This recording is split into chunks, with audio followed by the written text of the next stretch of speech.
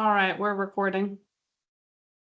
Okay, thank you, everybody. I'm Janet Hurley, Chair of the Land Use Review Board. It is 1 o'clock on April 21st, 2025. This is a meeting of the Land Use Review Board. I'm going to ask board members to introduce themselves as I see them on my screen. Sarah? Sarah Hyde, present. Kirsten?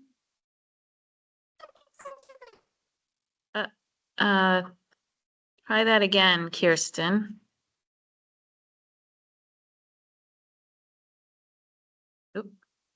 Okay, we'll come back to Kirsten. Alex Alex Weinhagen. Hi, everybody. and Brooke. Brooke Dingeldine, present. And we'll try Kirsten again.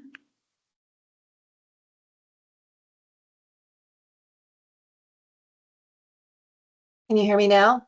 Yes, we can. Okay. I'm here. Sorry about that. Little team hiccup. And who are you? Oh, sorry about that. Kirsten Sultan, present. Thank you. Okie doke. Hold on while I look at the agenda. Are there any updates to the agenda that any board members have?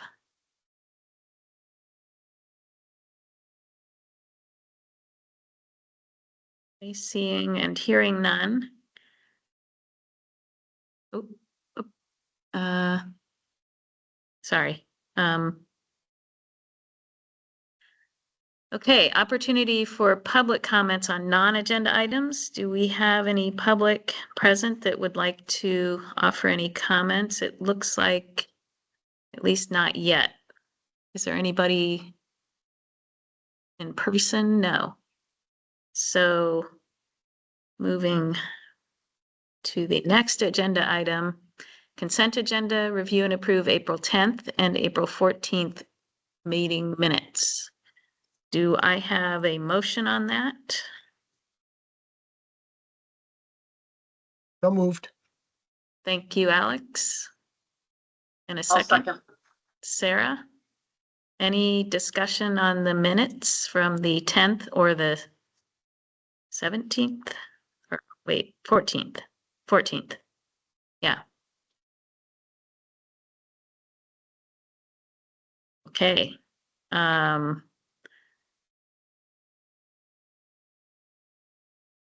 Then hearing no comments on the minutes, all those in favor, please say aye. Aye. Aye. Aye. That was 5 ayes, 5 hands. That was unanimous for approving the minutes of April 10th and April 14th.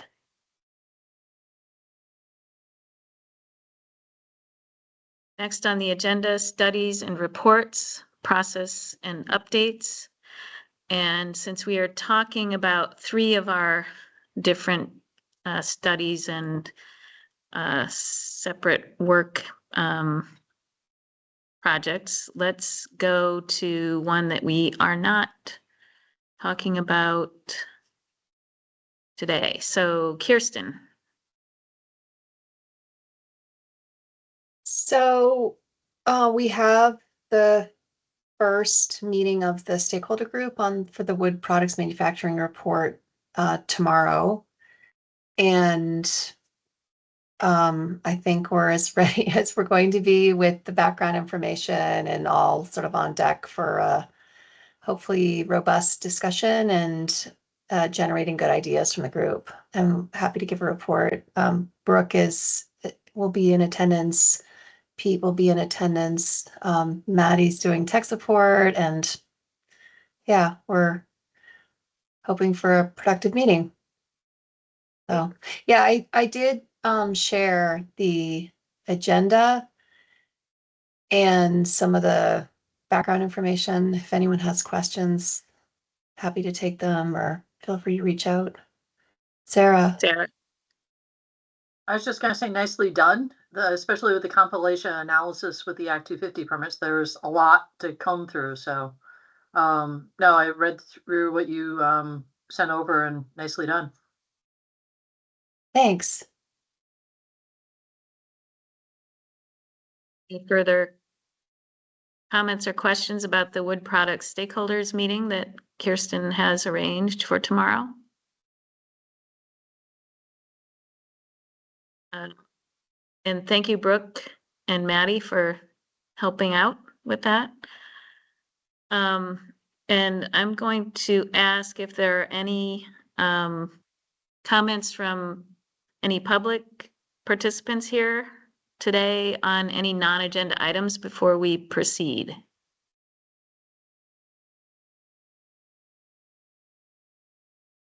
I don't hear or see any. And then are there any questions about the forest products study and the stakeholder process that Kirsten just described from public participants today? Okay, then let's move on to the appeals study. Brooke? So we are finalizing the stakeholder participants. We had not heard from a few folks, so we're chasing them down. And this week we are formulating and going to be sharing the discussion points for the different meetings. And the last task is to introduce the 5th stakeholder meeting so that we can try to split the 4th and 5th meetings because of the robust participation that's been indicated. So this is the finalizing everything week for at least our making sure that we're fully prepared for our first meeting, which is May 5th. And the other thing we're trying to determine is how many online participants that we will have versus in person, so that we can try to ahead of time segment into 2 groups so that we can have more discussion, because we do have a large number of participants.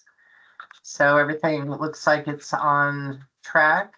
Rachel and Alex Pastor have been wonderful in getting all the technical and logistical plans underway. So I think, other than making sure that we have all of the participants' names submitted ahead of time, because this is in the Dewey building at National Life, which is the building in the very far rear of the parking lot. We want to make sure we have all of those names of folks who are coming in person so that check-in is easy and they make sure to bring a photo ID. Thank you. Any questions for Brooke about the appeals study?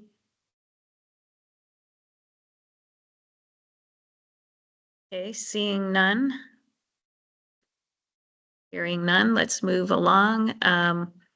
As I said, we're going to talk about 3 project areas imminently, so we're finished with the studies and reports item. And first up is discussion and possible action on framework for Tier 1A guidelines. Sarah, do you want to take it from here? Sure, thank you. I'm going to share my screen just so we can go through the memo that was posted, also sent out. All right, is everybody seeing that? Yes. All right, perfect.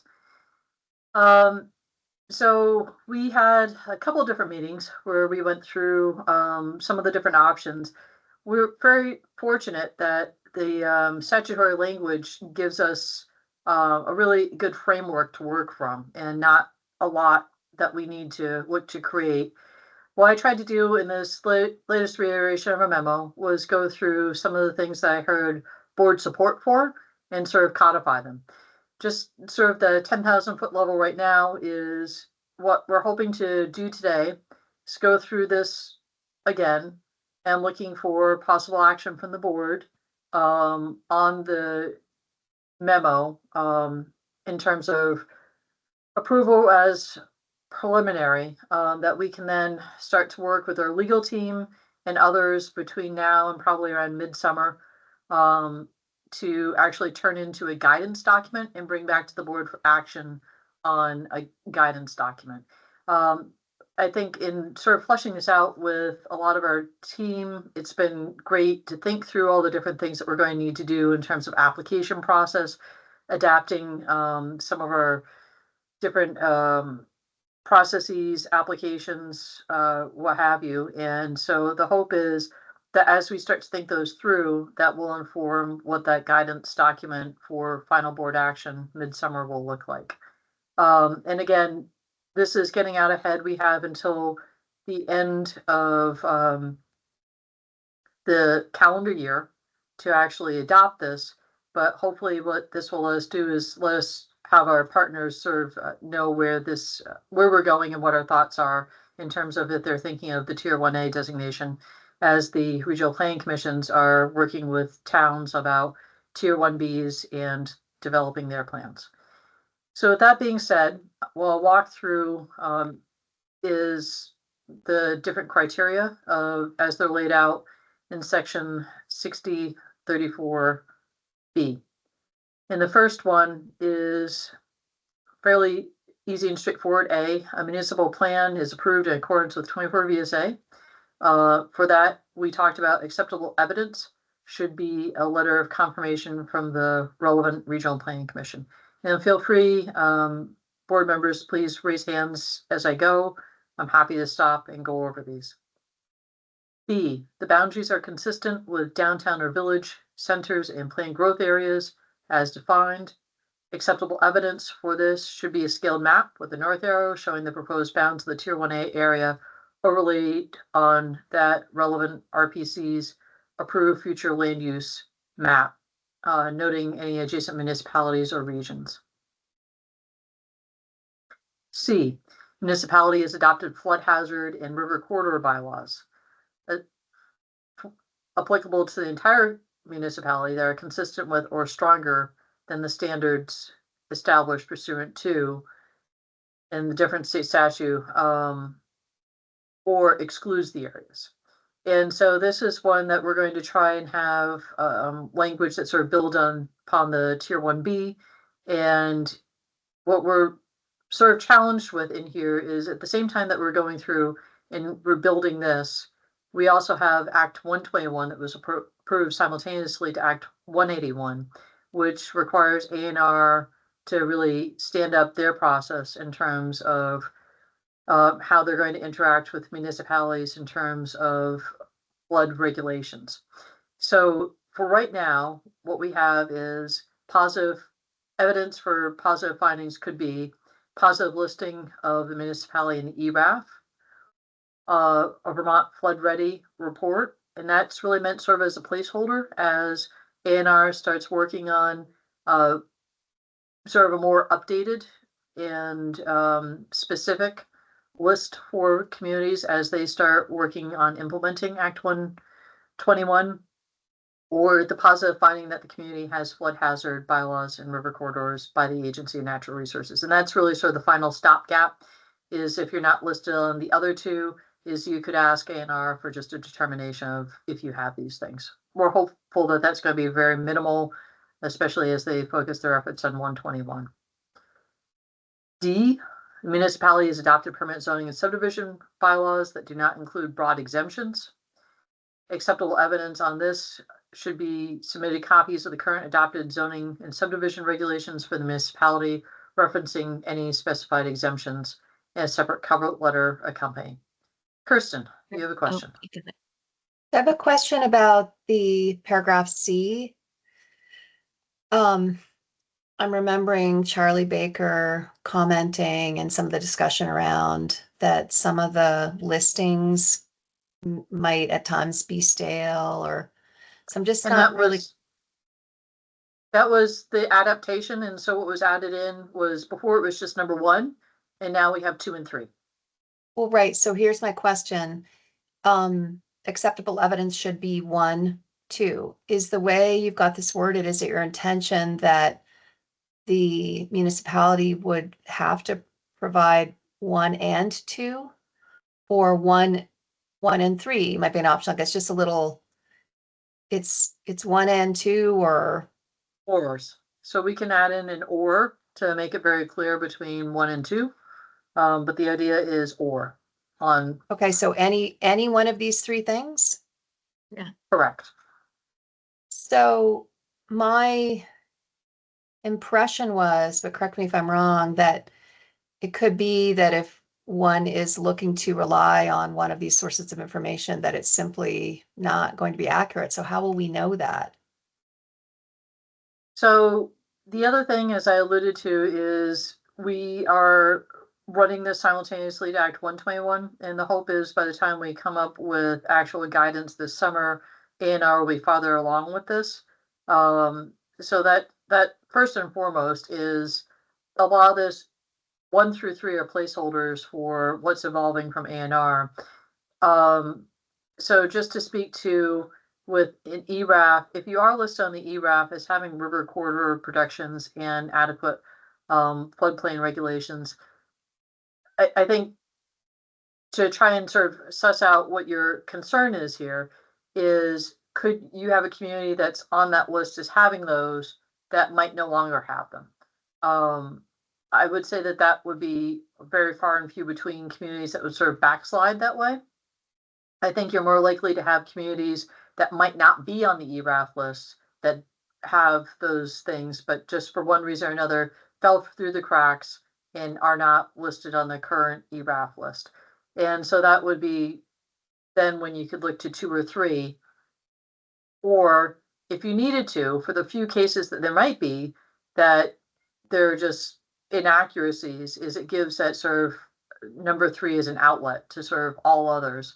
So let's say that you did have a community that backslid and for one reason or another decided to walk away from the flood ready, the flood rate hazard regulations or river corridor bylaws, is A&R could comment using the third option and say what was accurate. Really try not to burden A&R Yeah, it's just, more, yeah, but giving them an option. I understand it's clumsy with A&R also standing up and updating its component of this. So if this is the best we can do for now, I mean, I don't know what else we would do, but Agreed.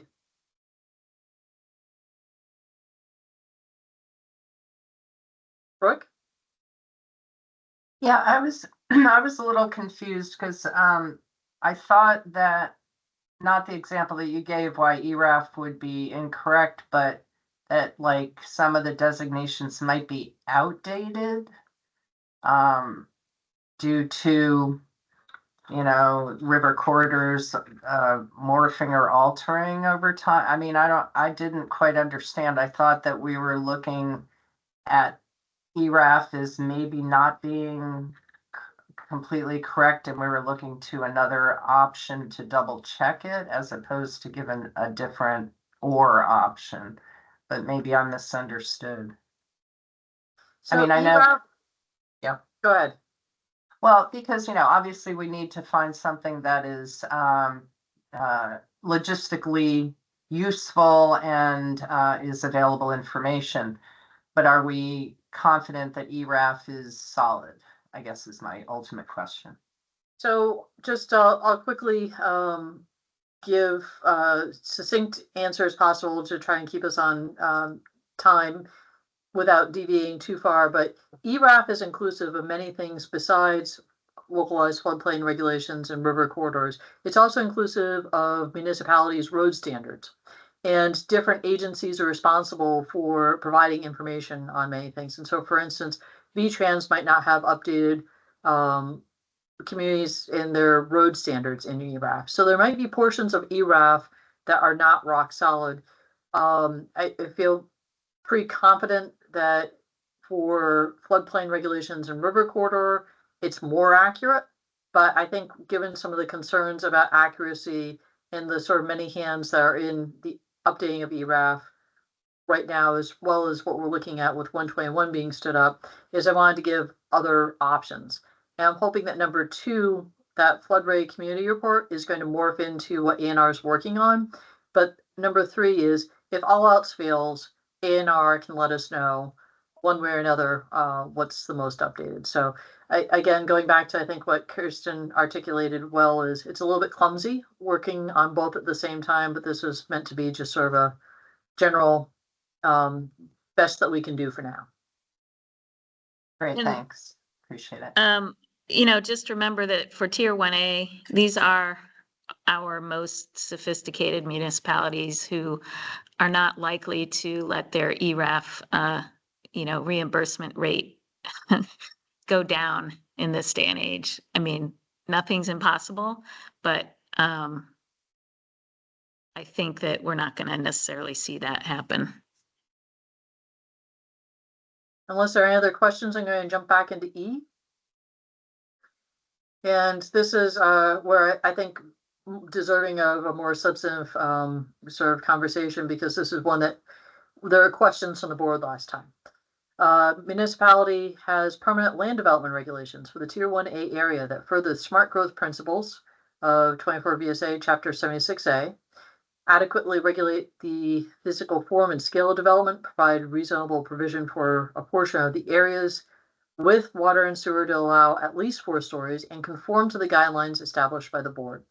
This was an area that the previous conversations we had were maybe using the neighborhood designation checklist. And the 2 different checklists, one for sort of physical form, one for complete streets.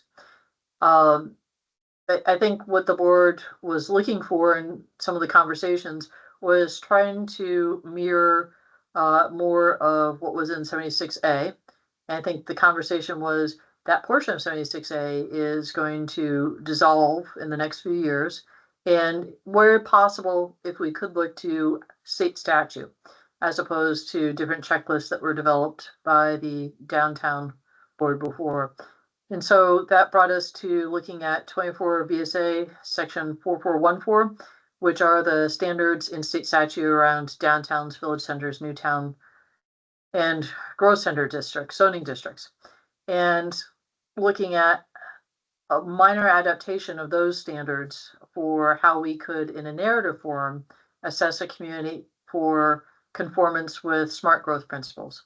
I had a preliminary conversation with our legal counsel, and we don't have to verbatim have Chapter 76A in here.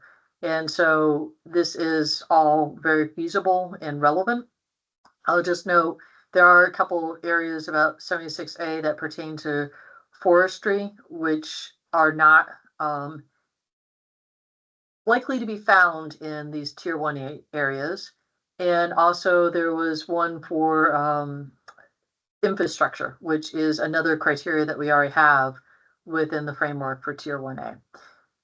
Otherwise, these criteria that are in 4414 1A seem to be fairly comprehensive. And again, this sort of is the premise of, rather than a checklist, let's have the applicant give us a narrative about how they're meeting these things. So just to quickly run through, starting with a compact settlement oriented towards pedestrian activity, this sort of incorporates what was intended with the 2 different checklists of complete streets and form into one. A lot of these do touch upon what are considered complete streets requirements. I'm happy to go through these piece by piece or sort of take them in total with the board. I think the other thing that I'll jump on after we get through these is the idea of the 4 stories and a criteria for that. But just with that sort of laid out, and I had some homework to do from last time, I think I've accomplished it. I'm happy to take any questions or comments from the board.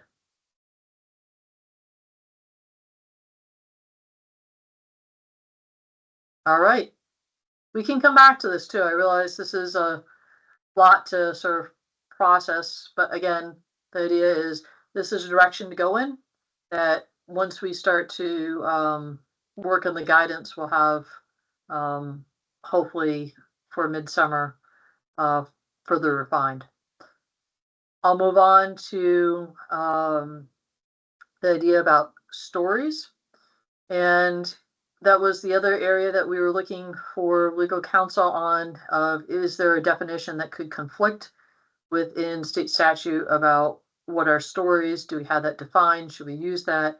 There's not an adequate definition to utilize anywhere. So with that being said, proposing a criteria that both speaks to how we're going to apply stories and gives it a bit of a defining character. So we have in there for the evaluation criteria for the 4 stories is a portion of the tier 1A area shall allow for a minimum of 4 stories, with a story being a level of a building within the majority of the floor area being occupiable. A story may be above or below ground, or below ground, or a story within the roof line.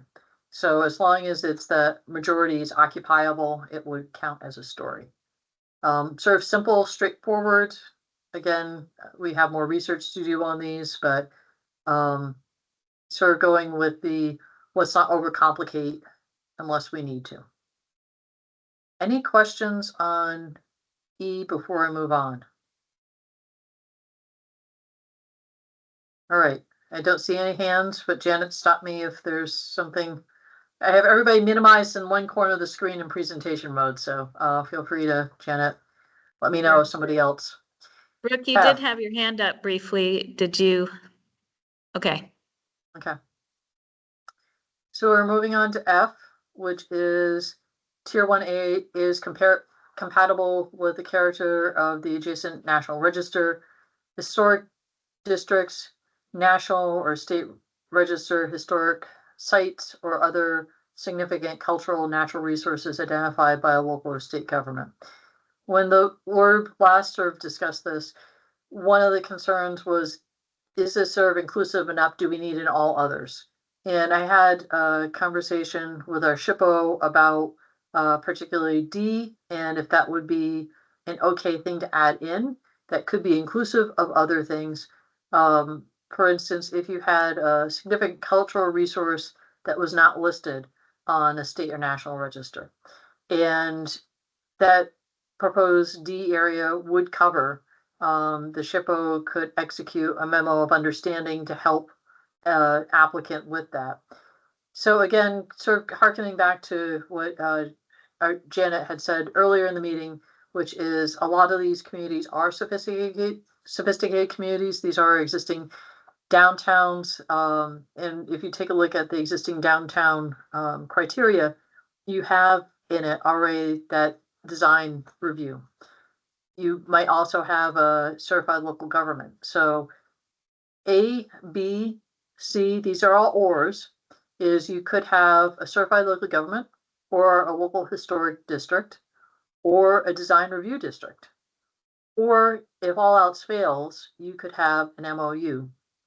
And that was really meant to be the stopgap on this, sort of like the one, the last one was the check-in with ANR on the floodplain regs, is if you have that one cultural resource, or if you have one historic site and you don't really see the need, or maybe don't have a need for a full local historic district or design review, you could go the route of an MOU to help define what's going to happen with that one significant cultural resource or building. So Kirsten, you have your hand up.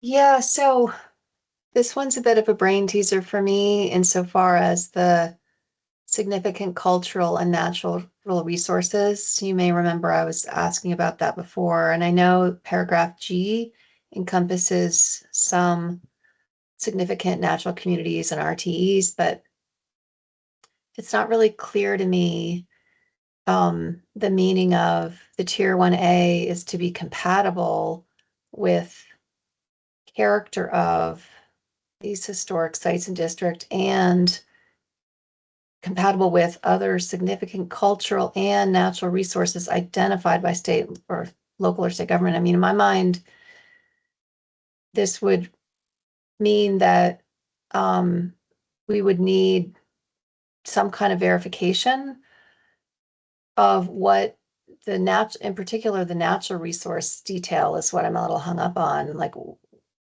what and where are they? And is the tier 1A area compatible with it? And it's not clear to me if that would mean that the Tier 1A would exclude natural resources areas identified by local or state government, or would just be, have regulations or other planning that would support compatibility.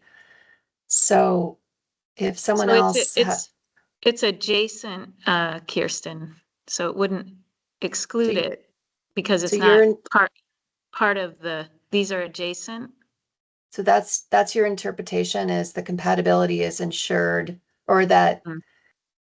one has in in defining the Tier 1A area, that the extent of it has to be compatible with adjacent significant cultural and natural resource areas. That's your interpretation of it? What it So, says, but, I'm thinking of, for instance, like Bennington, the town of Bennington has a downtown. They may seek Tier 1A, uh, status for, and it's adjacent to Old Bennington, which is a significant historic, historically, nationally recognized historic resource. And so I think that's the kind of situation this is talking about. so let's set natural resources aside for a minute and talk about other significant cultural resources. And there's a lot that would be eligible for inclusion on national or state register that could be a cultural resource. There might be something that has not yet made its way into eligibility that a municipality town could identify as being a cultural resource. And I think that D gives you the option of reflecting and trying to create some guidelines about how you're going to treat that cultural resource. And it would be treated much the way that a historic property would, in terms of looking at the preservation, what's significant of it, and making sure that that sort of character is not diminished to the point of not being recognizable or otherwise diminished. So I think what we have here is very, in talking this through with the SHPO, I feel like this is very solid for addressing historic as well as cultural resources. Mhm. I think the hangup is the word natural made its way into Mhm. this criteria, which is unfortunate because I think what we have in here with the other criteria is very inclusive of what was thought out as being what are the natural resources that we're trying to preserve. You have in the previous criteria about river corridors and floodplains, which you see in so many of our downtowns and is more likely to occur. And then you have in G, the next criteria, ones that speak to those rare, threatened, endangered species, significant communities, the other things that you're likely to see, which could be called sort of significant natural resources. So I think it's spelled out in others, and it was maybe within the inclusion of this is sort of like a kitchen sink of trying to be inclusive of anything else that could want or need to be preserved.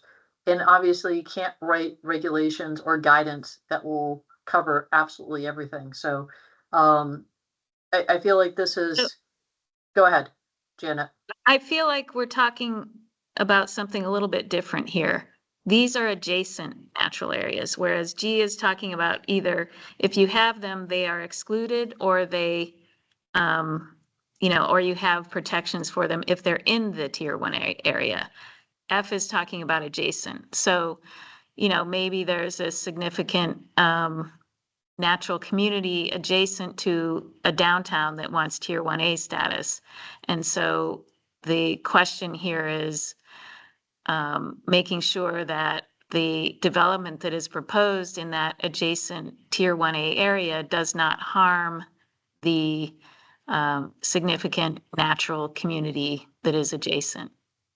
So I think they So are two different things. I don't think I think you could read it as two different things, and that we're talking about an adjacent area that's not part of the tier 1A in F, whereas in G, you're talking about an, significant natural resources that might be within the tier 1A area, or they're excluded from it. But I don't know. It seems a little bit different to me. And Not to Brooke had jump her ahead. hand up. Yeah. Yeah, not to jump ahead, but just to get to your point is in working through with A&R, G, is obviously they would have concerns with adjacency for a rare threatened endangered species as well. So the idea was to instead try and get language under G that would tackle that sort of adjacency issue for natural resources. But Brooke? Yeah, I was confused because in F, we're talking adjacent, and then you were talking about directly abutting or including a National Register, historic district, etc. So is this including or must it directly abut? Because in my mind, adjacent means, either abutting or nearby or close, that kind of thing. So what Janet was just saying, I think answers my question. I think. Okay. Yeah, I think if this interpretation is correct, maybe FC needs to be changed to read, the municipality has adopted a design review district in accordance with 24 VSA, et cetera, that protects and enhances the historic resource area. Because F is not talking about the tier 1A area. Or you want to say something about the tier 1A area that it has design review that, ensures that it protects the adjacent historic area. I don't know, but. Yeah, but So- I mean, what I was saying is in the first instance, I mean, we're changing the applicability or like, are we only dealing with directly abutting or, you know what I mean? As opposed to adjacent, there seems to be, we're interpreting adjacent to mean something I think that's different. So this is perhaps something that as we move into guidance with legal, looking at fleshing out adjacent in terms of, is it directly abutting or is there a level of proximity that we need to use, such as within so many feet or half mile or something of that nature? What is adjacent? Here I fleshed out as being abutting or including. Perhaps it's more amorphous, but we can have legal weigh in on that as we move towards drafting actual guidance. Kirsten. Well, not to add another wrinkle, but I'm not interpreting that second part of paragraph F where it says, and other significant cultural and natural resources is in of itself adjacent, pertains to those that would be adjacent. And I think for this F, I would be more comfortable if we had the municipality provide some kind of information to demonstrate or document that they've considered the existence of significant cultural and natural resources and that their tier 1A area proposal is compatible with those resources. So within the mapping? Yeah, I'm I mean, I asking think we them to- need, I would say like bullet E, like A, B, C, D all focus on historic resources, which I understand, could be cultural, but I think we need something else to confirm that compatibility with respect to that second part of sentence F of the statute. Well, we do have, if I could read through the top of this again, about or significant resource as identified by the municipality or state historic preservation office. So that's something that a municipality can self-identify and provide conformance with. But I think what you're talking about is as part of reviewing tier 1A is to ask the applicant to provide us a map of the tier 1A area showing all historic resources, historic and cultural resources? She's No, I'm talking talking about about like, cultural and natural, Sarah. yeah, I'm suggesting that the applicant would make known, are there significant cultural and natural resources within or directly adjacent to the tier 1A area? And is the designation of that tier 1A area compatible with those cultural and natural resources?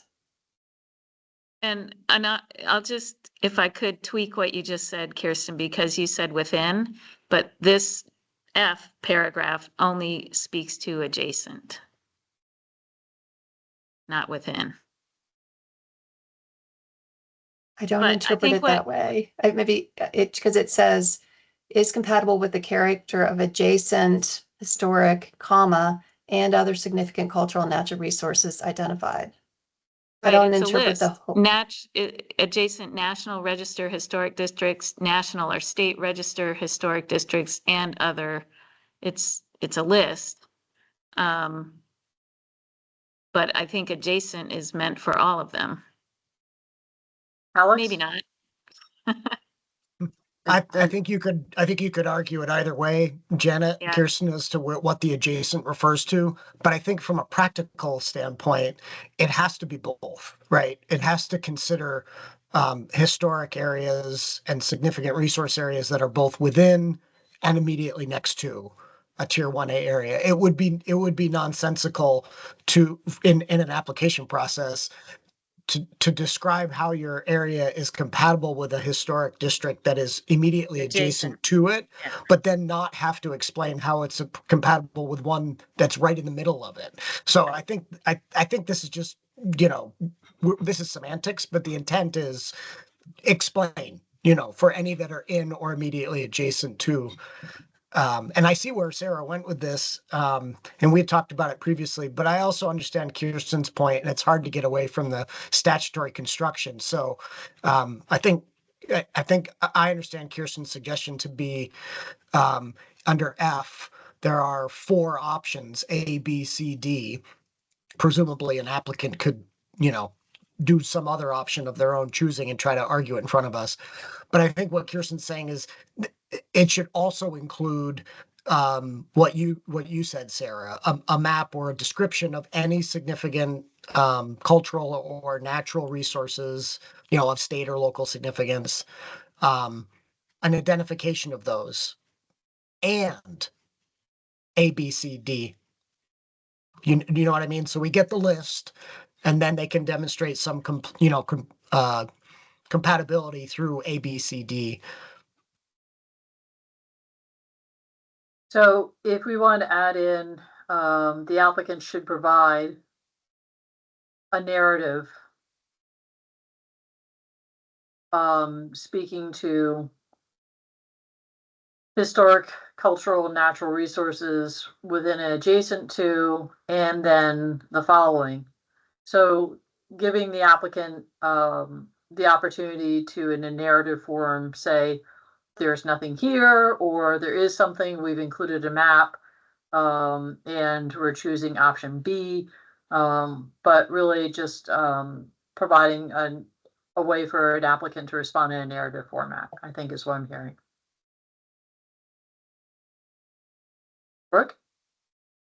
Yeah, I'm just gonna, the definition of adjacent in the dictionary is next to or adjoining something, having a common vertex and a common side, or next to or very near a specified location. So I don't think we should talk about abutting necessarily or directly abutting. And I think the idea So- of getting the entire mapping of it is a good idea. So just in the interest of time, I think this is a point that I think we can let Sarah explore a little further and come back to us about. And I think we should move on at this point. I think we understand that there's some non-clarity for this paragraph, and let's let Sarah work on it and come back to us rather than figure it out right now so that we can get to everything that's on our agenda today. Is that okay? Yeah, can I just Okay. quickly mention, I can, reading this yet again, I can see how one can interpret it that it all pertains to adjacent resources. Like it is kind of, as you suggested, Janet, it can be interpreted as a list. But I also agree with what Alex pointed out. It seems a little nonsensical to not to think that we're only talking about adjacent. I think the construction of paragraph G is probably more like what paragraph F might have been constructed if it were more thoughtful. I don't know. Yeah. But Yeah, let's Right. let Sarah take it and go with it. Right. And move And along. I think what I hear, just to sort of wrap up and get a direction on this, is I think that adding in something to the effect of providing a way for an applicant to respond in a brief narrative will probably get us most of the way that we need to. So that being said, just moving on very quickly and running through G, which is an area that I was able to get some really great guidance from A&R on, because this says municipality has identified and planned for the maintenance of significant natural communities, rare, threatened, and endangered species located in the Tier 1A area, or excluded those areas from the Tier 1A area. So, and working through them and trying not to put any more on their plate than they need to. The first is a natural resource atlas map depicting RTE species in significant natural communities within and adjacent to the proposed Tier 1A area.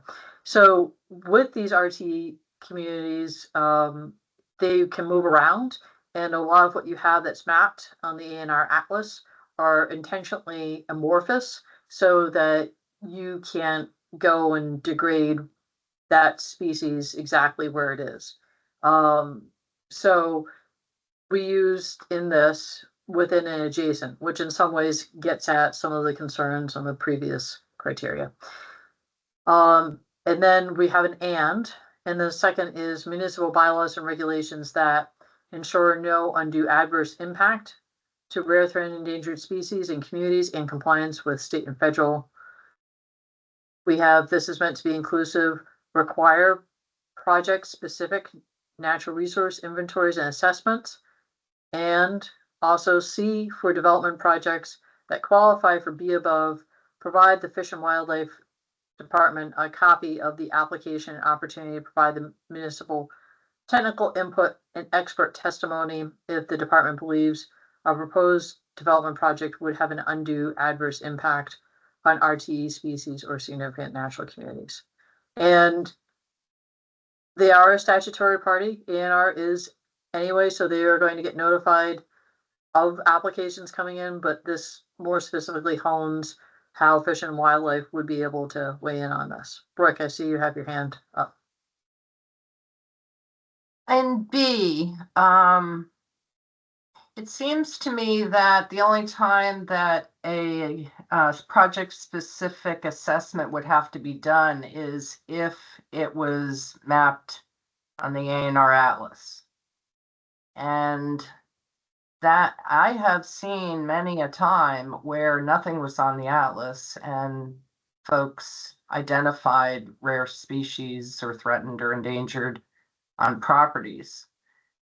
And so I'm a little concerned about there's no real trigger to this unless it's, mapped by the 24,000 foot level. And was A&R supportive of that, or should we require, do it more of a project requirement kind of? So I went through this with A&R and I had the same concern that you have, Brooke, of I've seen it before where it's mapped and it's not there. And the hopeful concept is that a municipality would endeavor to do that research with Fish and Wildlife before then jumping into 1 and 2. There could be the possibility to disprove that it's within the community altogether in which case you wouldn't have to do 1 and 2. But should you not be able to disprove it, then you have to do 1 and 2. So I think Brooke is interpreting this differently than you are, Sarah. There are cases where the atlas has things that were identified maybe a couple decades ago, and it's no longer relevant to the area. There is no threatened or endangered species there. But I think what Brooke is pointing out is that the ANR atlas does not necessarily map all occurrences of rare and threatened species, in fact. And what if there is a project that happens in a Tier 1A area and it comes to light that there is a threatened species? What to do in that kind of case? Is that what you're saying, Brooke? Yeah, or how would you know? And is there any burden on the applicant unless it just happens to be already on the atlas? So RTEs are actually legally protected beyond our Act 250 process or a Tier 1 or a municipal process. If you were to pull up a rare threatened endangered milkweed by the roots, you could be subject to criminal prosecution. So I think that the idea of G in its concept is you generally know the larger areas where these things are likely to occur and have a community do the planning to say, hey, these things are likely to occur. Here's the process by which to evaluate them. I would, I would think that you would know most likely going into a Tier 1A designation that you're likely to find these things within your community. I think, Janet, did you give a proposal where it was one of the downtowns that had it mapped because it was along a waterway, but then Yeah, okay. right. But that's the opposite of what Brooke is concerned about. Brooke is concerned that the map doesn't necessarily show all rare, threatened, and endangered species. The ANR Atlas does not. So And so me- I hear what you're saying in terms of, well, they're protected federally. It's you know, it's criminal to disregard a threatened or endangered species that way. But I wonder if Alex has some point that might help us here. His hand is up. I don't know if it'll help or not. I'm pretty conflicted about this this section. My specific recommendation was going to be in 2B that it be that we modify that language to be more specific to the Tier 1A area, because I don't think it's the case that every project that comes before a municipality has a project specific natural resource inventory and assessment. Most don't, in fact, unless there's some red flag like the ANR Atlas or another neighbor or somebody. It's not a matter of course, you know, like with a subdivision, it's a matter of course that a survey be done, right? That's normal. It's not the case that every development has a natural resources inventory done. Anyway, so 2B, if it could just be tweaked to say, you know, require project specific natural resource inventories and assessments, you know, within the Tier 1A area. That might be helpful, rather than assuming that that's going to be a requirement for every development across the entire municipality. I do hear what Brooke's point is, and I think the onus is sort of on the applicant, which in this case is the municipality, to show that they've identified and planned for the maintenance of those species and resources. So if we're going to hold somebody's feet to the fire, in terms of just, you know, doing some surveying or having some understanding of what might not be shown on a ANR map, it's probably the municipality. And And boy, that's going to be a hard one. This is why I'm conflicted, because I think there'll probably be 0 communities that will be able to meet this standard.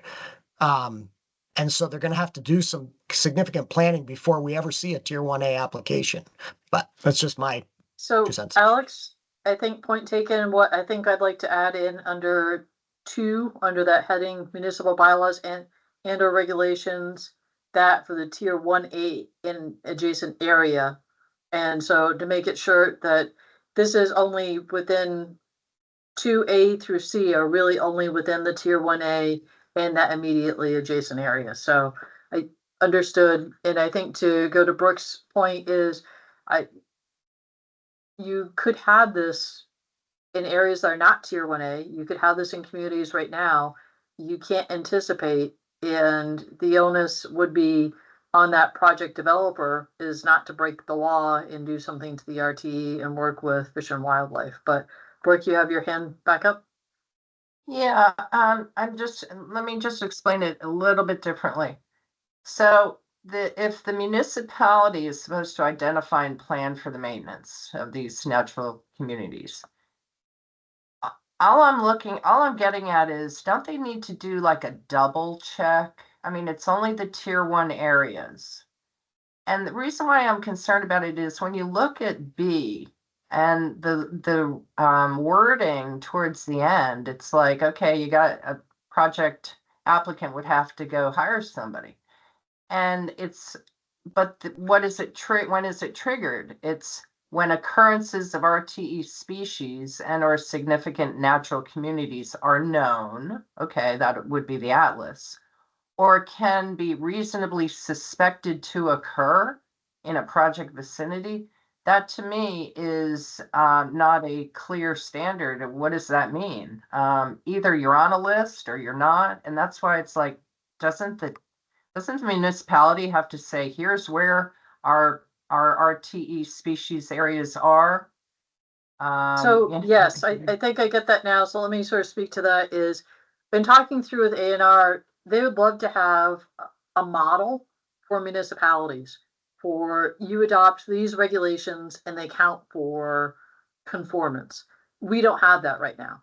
And so the idea is, if you are a community coming in for a tier 1A approval, is to give us your bylaws and to demonstrate to us that they accomplish A through C.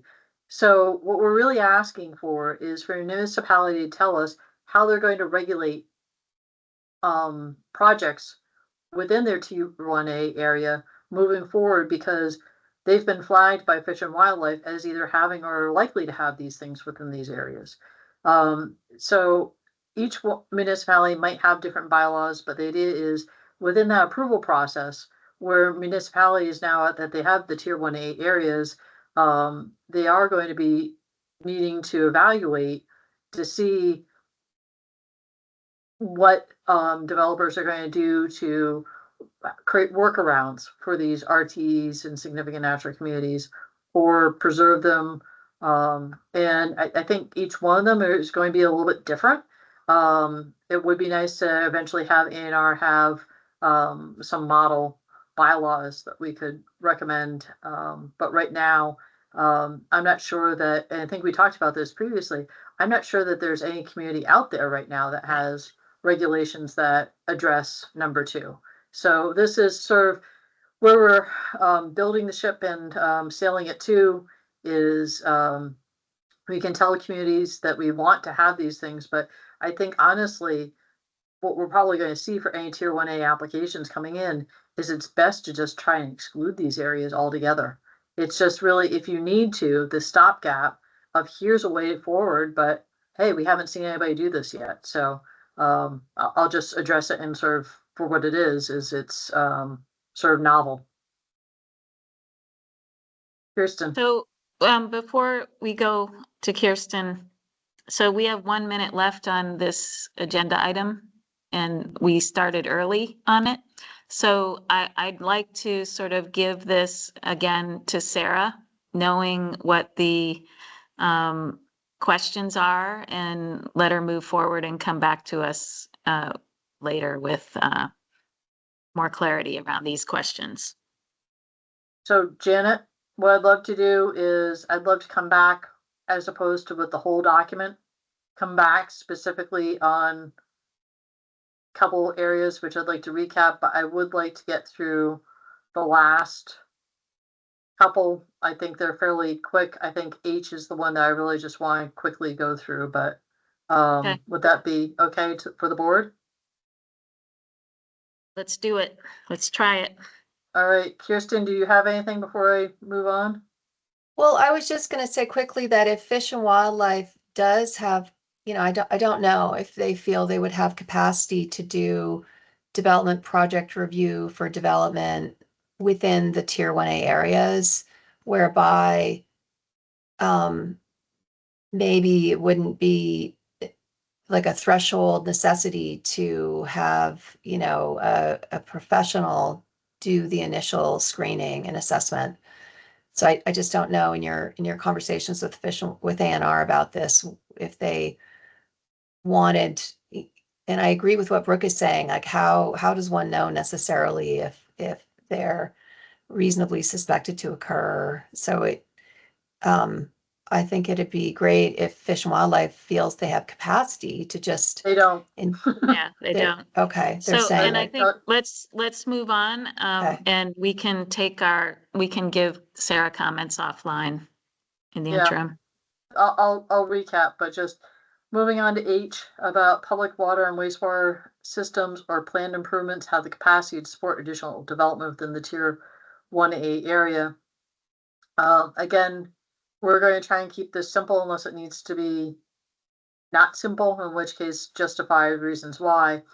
Tier 1A, Tier 1B area, you can self-certify. And so what we're looking to do is within this area, build off of that and say that in Tier 1A area, in addition to the self-certification, the applicant will need to provide greater specificity. The board should request the applicant demonstrate the capacity by showing available water and wastewater allocations to the proposed Tier 1A area or planned capacity. Decentralized infrastructure shall be acceptable improvements. And you can see Tier 1B for the on-site sewage disposal ratings. We'll go over those later.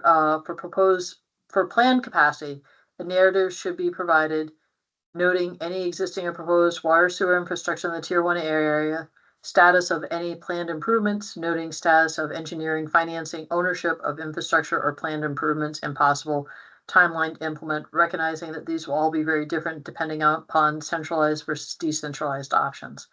So this, I think, builds off that Tier 1B with the self-certification, ask for additional information in the form of a narrative, telling us where specifically they're at with regard to planned infrastructure. And then I is about the adequate staffing. And again, this is going to be a self-certification. And we had gone over the different maps to be included before. So I think to wrap this up, what I'd like to do is not have a vote on this at this point. I'd like to defer this to our next available Monday meeting. And I think what I'd like to do is come back on 3 specific things I heard today, as opposed to having to dive into everything again. The first area is the idea of a narrative, or actually, no, the first thing is I think we need another or under the floodplain regs there's some questioning about sequencing. Those are all meant to be ors, 1 or 2 or 3. Then under F, we need to have the inclusion of a narrative. That's the historic and cultural resources, where we would like to have a narrative explaining. I think there's also a bit more to do about adjacency and fleshing that out. And then I think under G, which is the RTEs, having a bit more specificity under number 2, that it is for the Tier 1A and adjacent areas. So I'll come back with the changes to the floodplain criteria with the ors, the natural historic resource with the narrative, and then also G, which we were just reviewing about RTEs. If that's a fair summation of the board's, what you'd like to see addressed. Is that I'm seeing a thumbs up from Alex. Sounds good. Yeah. All right. Thank you. All right.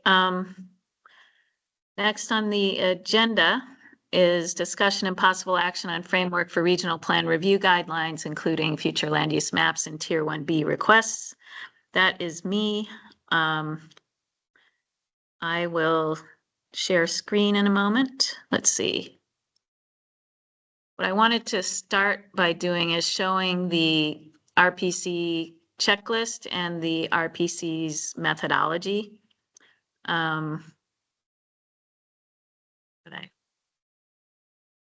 So I'm going to start with the checklist. Is that appearing on your screens? Yes. Yes, thank you. So the regional plan review checklist, we haven't shown it on screen, I don't believe, in our previous discussions around the regional plan approval process. But I wanted to show it because it is very steeped in the statutory language, and the first page has sort of an overview with these check boxes, or the first part, I should say. But this is really just like an executive summary of what follows. So the checkbox is indicating whether a particular statutory requirement is met or not. And then after that, the checklist goes into greater detail on each of those points. So this section here on outreach and notification, I asked for a little bit more information on. And so this table was included basically to give the LURB an idea of what was accomplished in terms of community outreach as they developed the plan.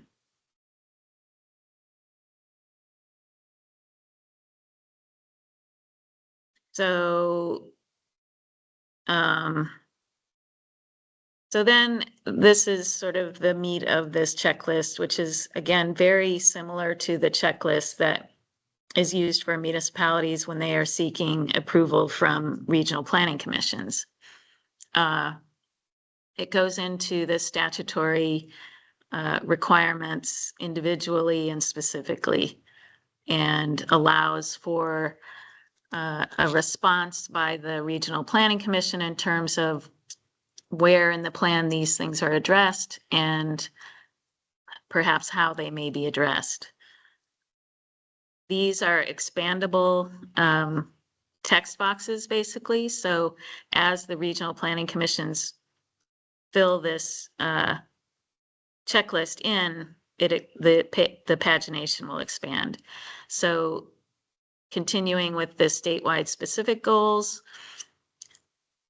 one at a time here, goal 1, goal 2, 3, 4, 5,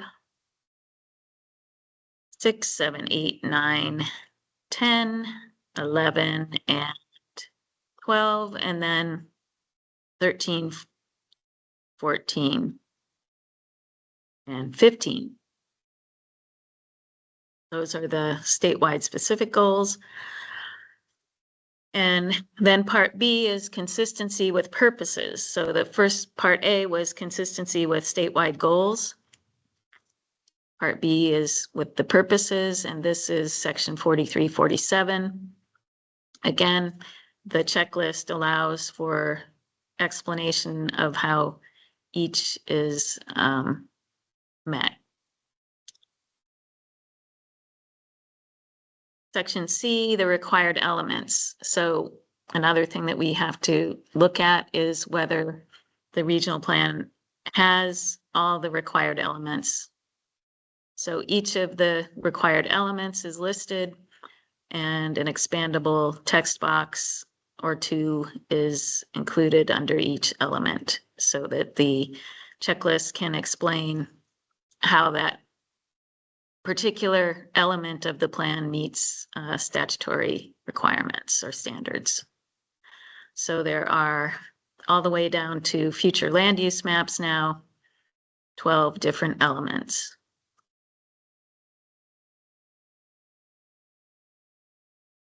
Now, the future land use element section is then further broken down into the 10 different future land use areas. And the RPC will indicate whether the mapping for each of these future land use areas was mapped according to the methodology that we will see next. And if not, where it deviated, an explanation of that deviation.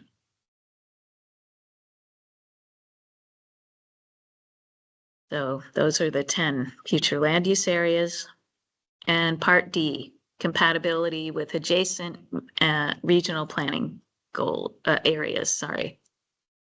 So again, mirrors statute and allows for an explanation of how. So that's the checklist. Before I stop sharing the checklist, does anyone have any questions or comments about the checklist?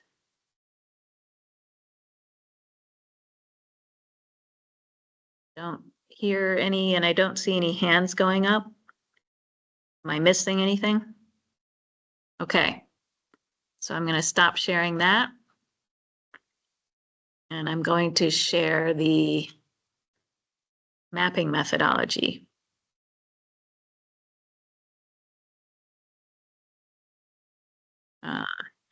There it is. Okay, are you seeing the mapping methodology now? Can somebody say yes? Okay, thank you. Yes. So again, this methodology was required of VAPTA from Act 181. This is version 3, latest revised last week. It describes Act 181 and the mandate that VAPTA had to develop this. Describes the Land Use Review Board and what the Land Use Review Board has to do. It explains that this methodology will be used by all the RPCs to ensure consistent statewide application.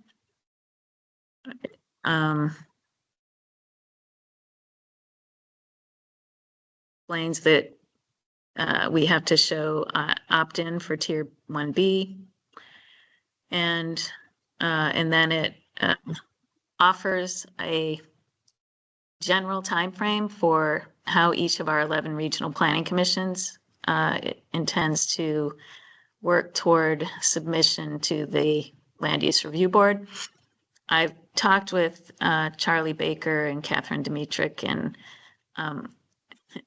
they are going to be working amongst themselves, hopefully, to make sure that we are only getting one per month, so that we aren't overwhelmed with regional plans that we need to review. So we have 3 coming possibly by the end, I'm sorry, 4 coming to us possibly by the end of this year, and then the remaining throughout 2026. Again, the regional planning commissions must have an Act 181 compliant plan approved by the LURB by the end of December next year.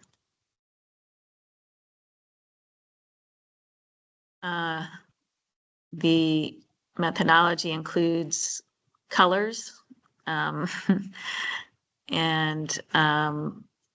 so that each of the different regional plan future land use maps will all be using the same color coding for each of the future land use areas. It establishes that floodplains and river corridors will be shown as an overlay with hatching. There may be cases when the floodplain and river corridors are included within a particular future land use map area, or there may be other cases where they are not included, but yet are indicated as, I think, rural conservation, if not included in a particular land use area. So then they go through each of the future land use areas. They reference the statute. They make a note about what Act 250 tier each might be categorized as. And then they go through a GIS mapping process that each of the regional commissions is undertaking to develop the boundaries for each of the areas. So I don't want to go through each of these and go through the, the machinations of how each is determined, but I just want you to understand how this this methodology is based in statute and that it is intended to be used by each of the regional planning commissions as they develop these maps. And when they deviate from these guidelines, they will let us know. So are there any questions about this before I stop sharing it?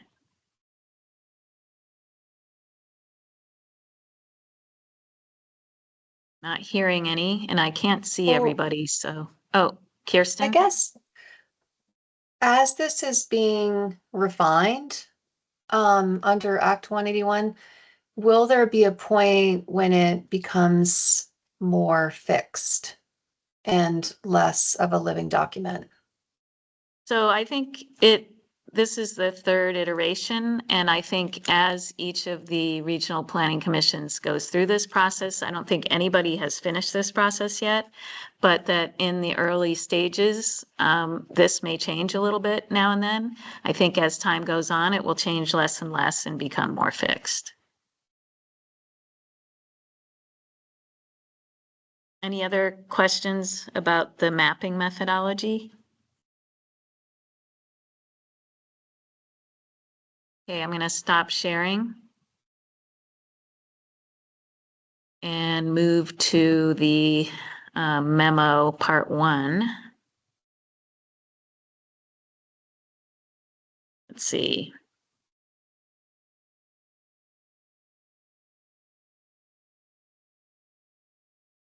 There it is. Okay, do you see that? Good, thank you. So I have made a few changes since last week on this. They are unfortunately shown in blue here, which doesn't stand out very well. They were shown in red on my screen, but one of the things that I did was had a conversation with Charlie and Catherine, and they offered that the RPC could host a public meeting in the region for the Plan Review Committee in the pre-application phase. We could also make sure that any stakeholders, including other state agencies, were invited to that meeting. The idea is to try to get everything out in the open as early as possible during this review process for everybody involved, and particularly for us because we only have 2 weeks to turn it around at the end. So the more work we can do up front, I think the better. And I think this is a great idea. I really appreciated Catherine suggesting it.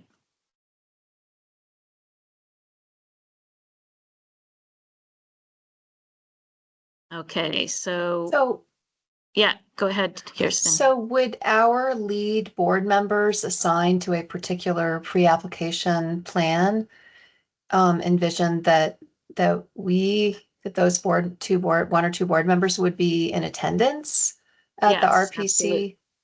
Absolutely, yes. Okay. I just That it would be a meeting of that committee, of that review committee.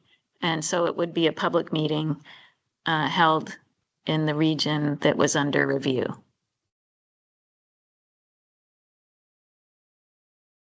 Okay, so didn't change much else on this first memo.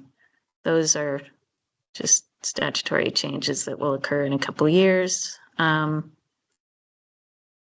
Yeah, that was all I really changed on this first memo. So this memo covers the regional plan review generally. And then the second memo again covers the future land use maps and the tier 1B requests. So I guess I would ask if board members have particular concerns, comments, or questions about the general review process first. Sarah. I like the addition of having the meeting in the community and hope that we do have RPCs that want to take advantage of that. I think that would be incredibly helpful. So that was a nice addition. And if people can speak up, I don't see everybody on my screen because I'm sharing the screen. So mostly all I'm seeing is text. Anybody I else? agree with what Sarah said. Okay, thanks. So, all right, to move on to memo number 2,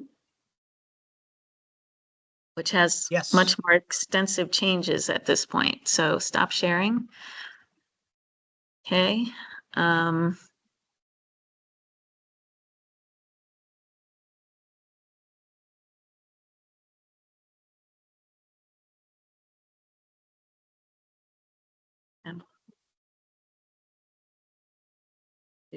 There it is. Okay. Here is memo 2. So given, oh, I did add because Charlie pointed out that we were missing the downtown center, village center definition. I added that. Okay. So, and Charlie also brought this up at one of our meetings last week, that there is some inconsistency regarding new areas that may be eligible for the center designation, with some statutory sections suggesting that the areas must include historic structures and other sections that do not. And in fact, even the step 1, 2, and 3 Community Investment Board programming sort of implies that not all centers need have historic designations in them, but that's something to be aware of. And as I work in the coming months to develop guidelines, I will be asking for people's input on, and we will address that inconsistency. And then as we get down to the application materials, so given that the methodology and the checklist are both steeped in statute, I reframed this a little bit to suggest that that methodology, the use of that methodology and the checklist should be given more weight. And so the underlined sections here indicate that those documents will provide evidence that the criteria are met. So the Vermont Association of Planning and Development Agencies, VAPTA, developed a regional plan review checklist that will function as the required statutory report for the proposed plan. VAPTA also developed a mapping methodology pursuant to 24 VSA section 4348AE to promote consistency in the FLU mapping statewide. Each regional commission will submit this checklist attesting that they have mapped each FLU area consistent with statute and the methodology. Version 2 of the regional plan checklist is what you just saw, and version 3 of the future land use methodology and process is the other document that I just shared on screen. So in this in this revision that you're seeing today, the following information should be provided or is available to the LURB and is reflected in the checklist and mapping methodology. So just a reiteration that those two documents provide us evidence of the statutory criteria being met. So we will know whether downtown and village centers are previously designated by their being on a list that is maintained by ACCD.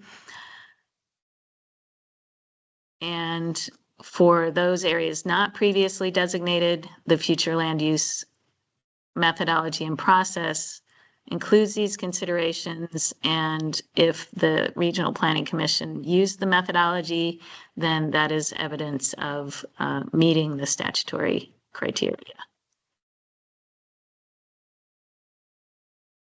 Same under number 5 for the Tier 1B areas. And we discussed this somewhat with Sarah in terms of the ERAF evidence that a municipality has adequate flood hazard and river corridor regulations. So the community reports, and this is just more information about what evidence we might find. The community reports page of the Flood Ready Vermont website provides relevant, up-to-date information. The Agency of Natural Resources is in the process of developing rules that will govern new development in river corridors throughout the state, as well as development that is exempt from municipal regulation in flood hazard areas. Once these rules are in place after July 1 demonstration of 2027, demonstration of adequate municipal river corridor regulations may no longer be needed. In the interim, I think I will mirror very closely what the language that Sarah is using in this section of the guidelines, so that we are in sync on this.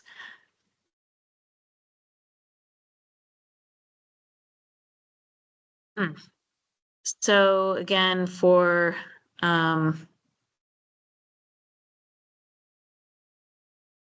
the planned growth areas and sewage disposal options, the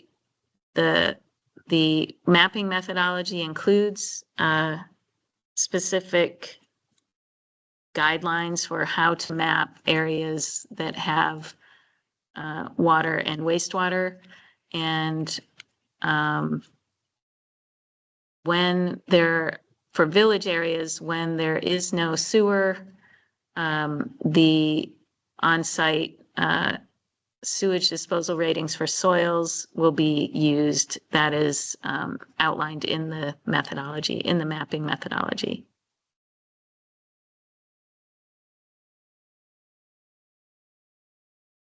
And for planned growth areas not previously designated, just indicating that the RPCs are using the future land use methodology and process will be evidence that it meets the statutory criteria.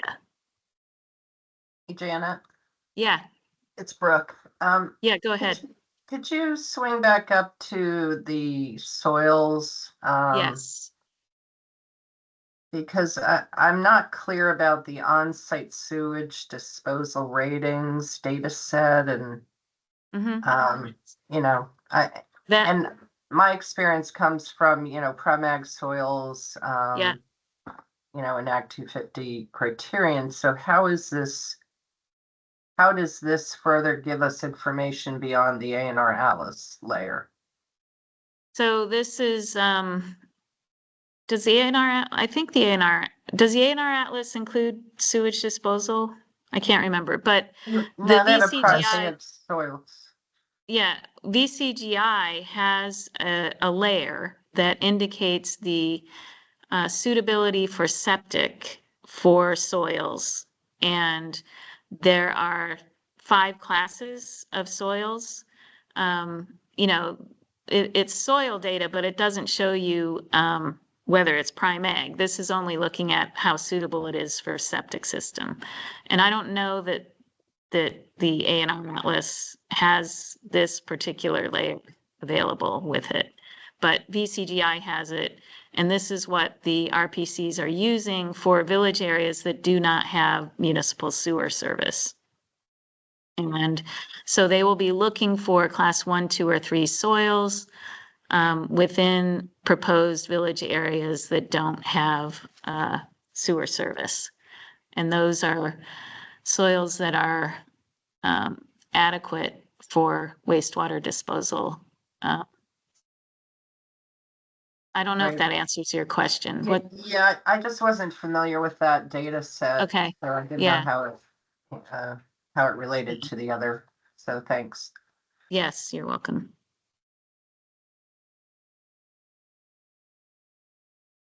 Okay, again, most of these I've reworded to indicate that use of the methodology will be considered evidence that the statutory criteria are met for those boundaries as they're presented to the LOB. Okay, same for the other future land use areas that don't have implications for either Act 250 or the CIB program. But the RPCs use that same methodology to develop these other future land use areas, and their use of that methodology is evidence that the statutory criteria are met. Okay, so Tier 1B determinations, minor future land use map amendments, no changes here from when last we discussed it. All I did here was give this digital spatial data section a heading. So that's not a serious change, but are there any questions in general about the future land use map approvals or reviews and the Tier 1B reviews and approvals? And please speak up because I only see some of you. Janet, this is Alex. I'm ahead, happy Alex. I'm happy to largely defer to what the work that the RPCs have done with the future land use map methodology. But I will just note it's a little awkward to be using that as a surrogate for compliance with all of this for determinations our board is making, since we are not involved in that future land use methodology, right? So we're on version 3 of that, and presumably there'll be a version 4, 5, 6, as different Yeah. regions go through the process and they learn, and they update the methodology. So I trust them. And I'm happy to use it in the way that you're talking about. I just want to note that it is a little awkward. Yeah. And I'll we say have that to give it a straight face test in terms of Right. When we approve these things.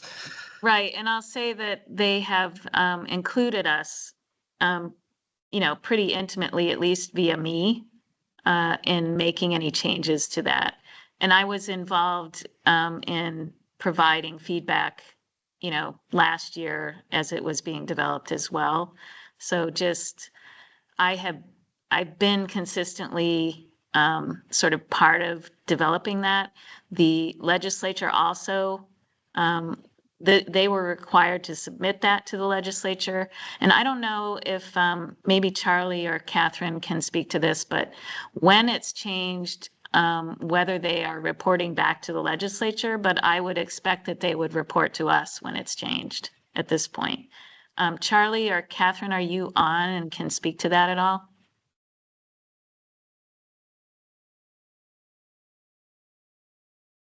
Go While ahead. they're getting unmuted, Janet, maybe you could stop sharing your screen so it'd be easier for us to see each other. That's a good idea. Yeah. Good idea. Go ahead, Catherine.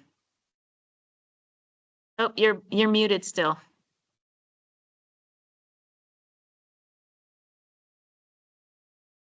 Oh, Maddie, can you give Catherine? Yep, an I'm oppor- working on it. Catherine, can you try and unmute now?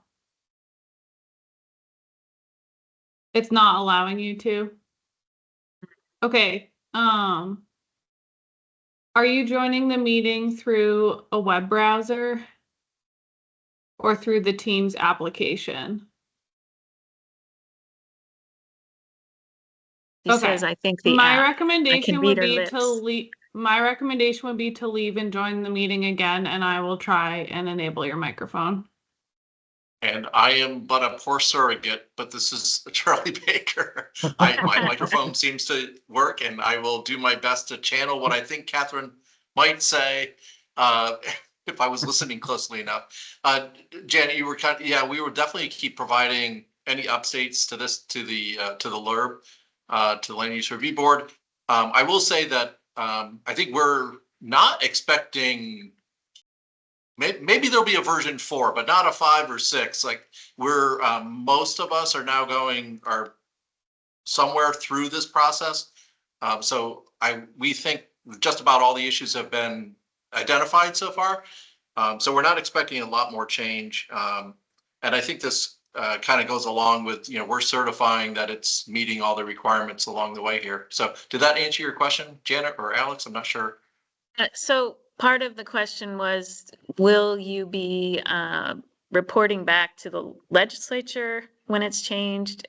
And and I expect you to report back to us, Charlie. Yeah, you will definitely get it. Yeah, I know we sent the first version. I don't know that we've sent the third version to the legislative committees, but that's a good reminder. We can do that. Okay. Catherine, can you speak? I can speak. Oh, there you go. Good. Say it better, Catherine. We've worked together enough, Charlie, that you did a nice job of channeling what I was going to say. Okay. Okay. Other questions, comments, concerns from board members?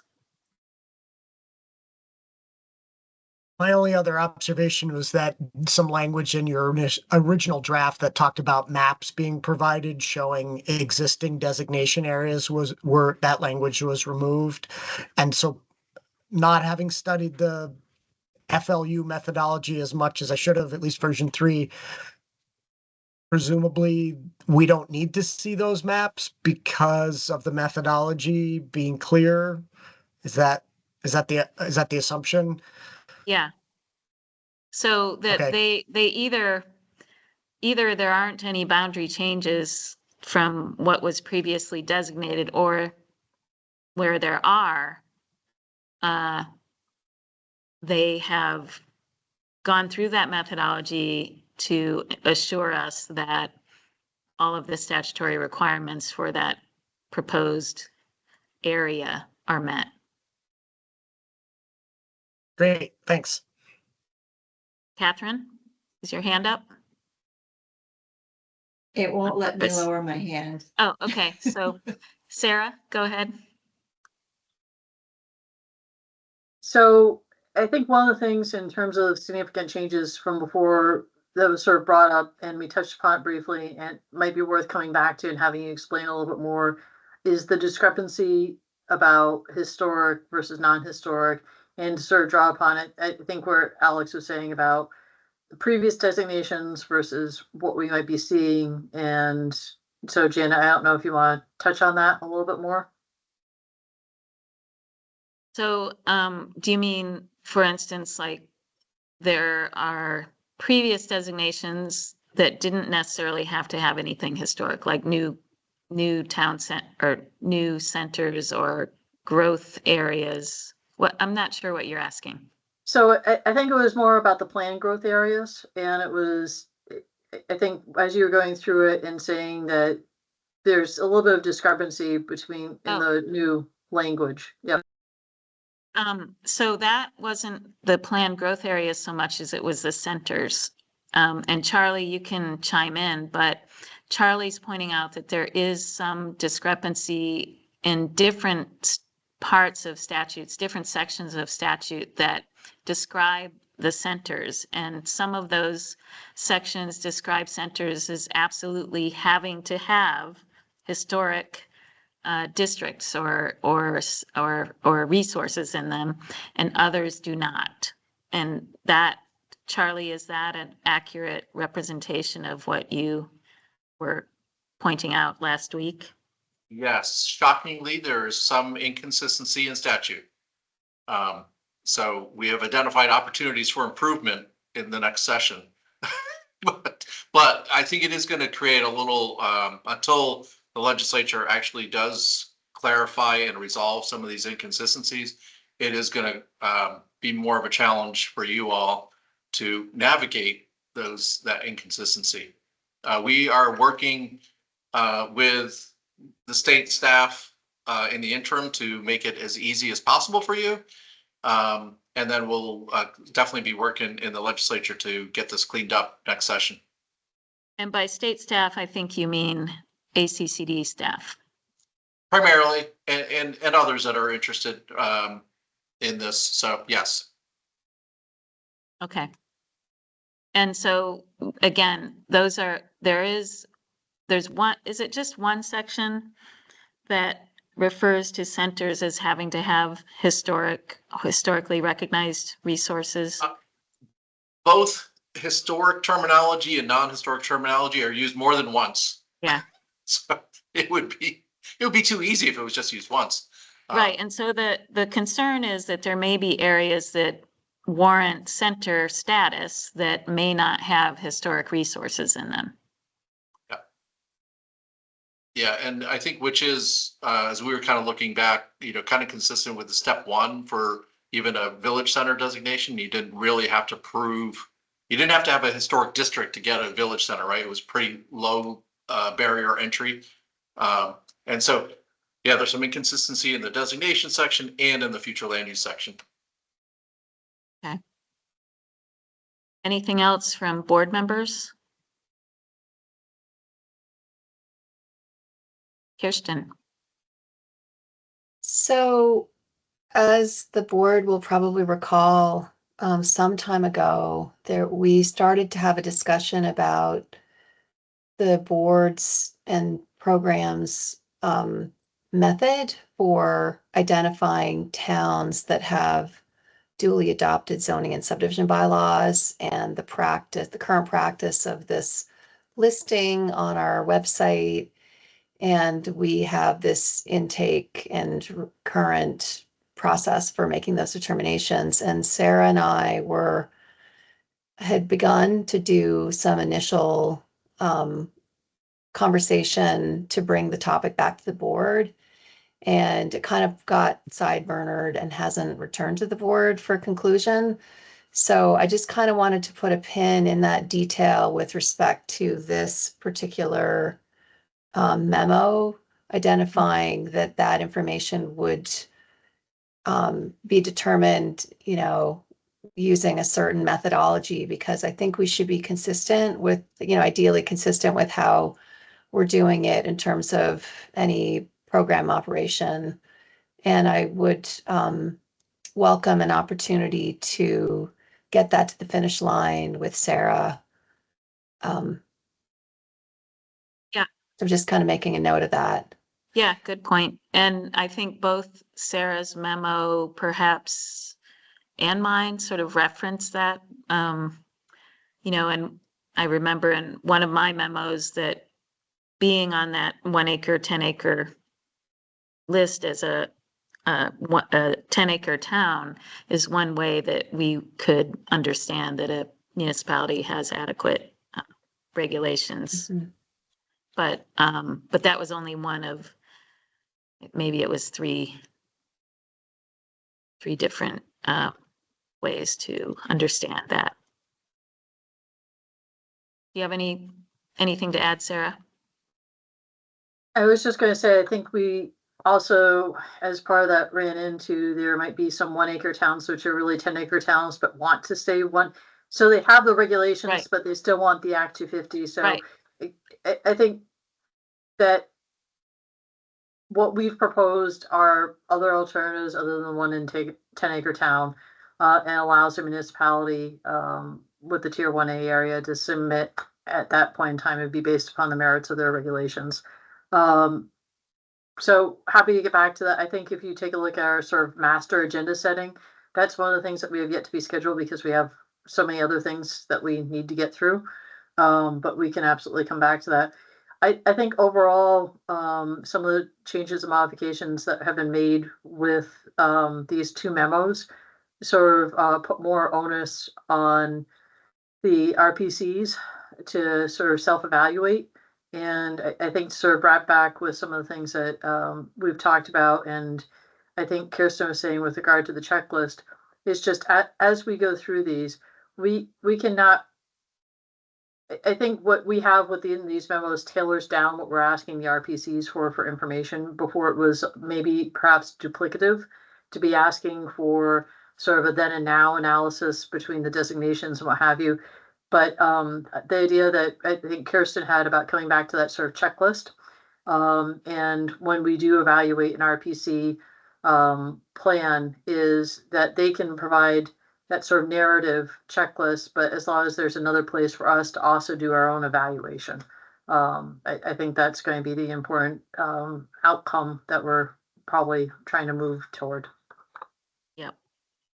So at this point, we are a minute over on this, but I would like to open it up to questions from anyone who might have questions about how the Land Use Review Board is planning on looking at our regional plan review obligations. So any comment from anyone in attendance?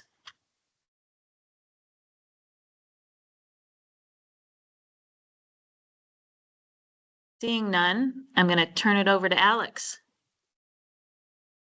Thanks, Janet. So as you might remember from our previous discussions on the Tier 3 rulemaking, the Agency of Natural Resources as our partner has helped us by providing a description of the 6 resource areas that the Act mandates us to consider. Don't have to include them as Tier 3, but we must consider them.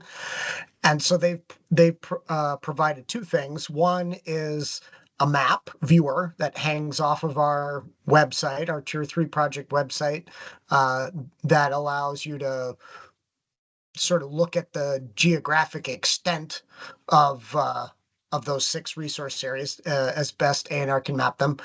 And then the thing you've been waiting for is a document where they, in words, talk about those 6 areas and give some perspective from their view as to whether these resource areas would be well served by a Tier 3 designation.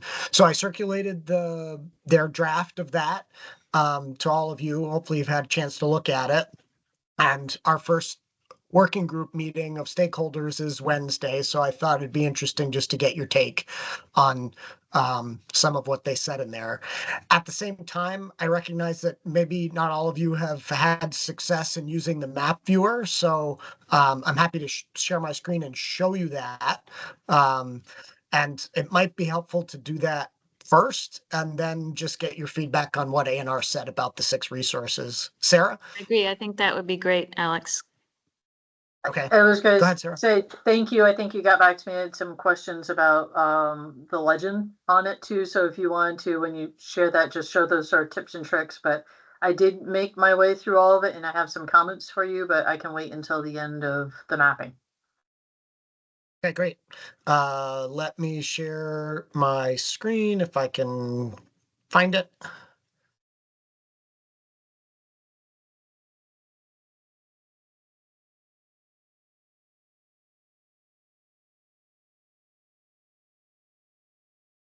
Okay, so hopefully you're seeing my screen, which is our website for the Tier 3 rulemaking and report. Yep. If you're on that page and you scroll down, as I am doing, under materials and resources, there are links, and this preliminary analysis is a link, but the map viewer is the one I'll take you to first. Click on that link, and it will take you to a website. Hold on while I force it to work. Everybody seeing a map of the state now on the shared screen? Yep. Excellent. So when this map first comes up, it looks very pretty with lots of colors, and it's difficult to interpret. It's like any other online map. You just zoom in and out. If you have a roller bar on your mouse, you can use that to zoom in and out. But first things first, up here in the right-hand corner of the screen, there are several icons which are important to know about. The first one is the map layer icon, and when you open that, it provides you with all the layers that you can turn on and off. And the first thing you want to do is turn most of them off. So by leaving the Vermont base map up and turning the rest of the layers off, the map will simplify and become a little more easy to interpret. Okay. And then you can turn on one layer at a time at whatever scale works for you to be able to get a sense for things. So I'll just turn on the Vermont Conservation Design connectivity blocks. That's one of the 6 resource areas. Sorry, it's a surrogate for one of the 6 resource areas. We have to consider that resource area being important habitat connectors of statewide significance. So what you're seeing on screen here is sort of a light yellow and a darker gold color that shows these Vermont Conservation Design connectivity blocks mapped by Vermont Fish and Wildlife. And if I zoom in, I always zoom into where I'm familiar. So sorry for those of you who are not Chittenden County people, but I'm coming into Heinsberg where I used to work. And so you can see that for much of the town of Heinsberg the eastern side is in this light yellow, and there's a portion in the darker gold here. And the difference between them is the darker gold are the highest priority connectivity blocks, and the lighter yellow are just priority, so not quite as high. Those are the 2 things being shown in this particular data layer. For most of the data layers on the map viewer, when you're looking at the map layers box where you can turn on and off layers, there's the ability to click on the legend button to the right of the layer name, and it will give you the legend, so you know what color means what. Unfortunately, this particular layer, because of the way it's rendered, the legends don't work, so you just have to know, which is not ideal, the difference between the gold and the light yellow. In any case, once you have these layers up, you can overlay them, right? So if I want to see how these connectivity blocks match up with river corridors, I can display the river corridors, which are a little hard to see because they are also in yellow. So it requires a little zooming in. If I zoom in a bit, you'll start to see a river corridor in yellow mapped around Lewis Creek.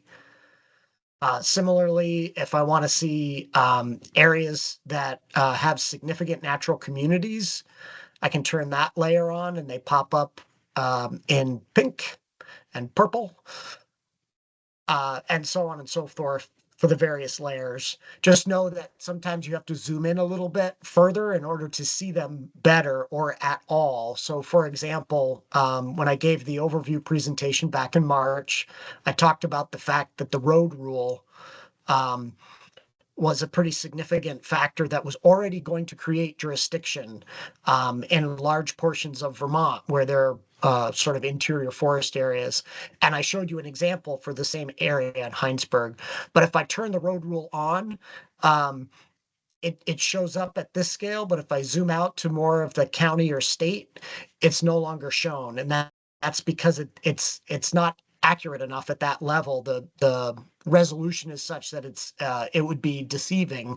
So the GIS experts have only allowed it to show up when you get close enough for it to sort of make sense.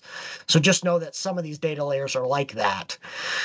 The last mapping tip I will give you, which I sent around in some email, is that you'll see that the base image that you're looking at is an aerial photo, and the color of that aerial photo makes some of these layers hard to see, unfortunately, like the road rule polygons that are in sort of darker shades right now. But once again, there's an icon up here on the upper right. it looks like 4 squares. It's called the base map gallery. If you click on that, it will allow you to change what that background image is from aerial photography to something easier to look at.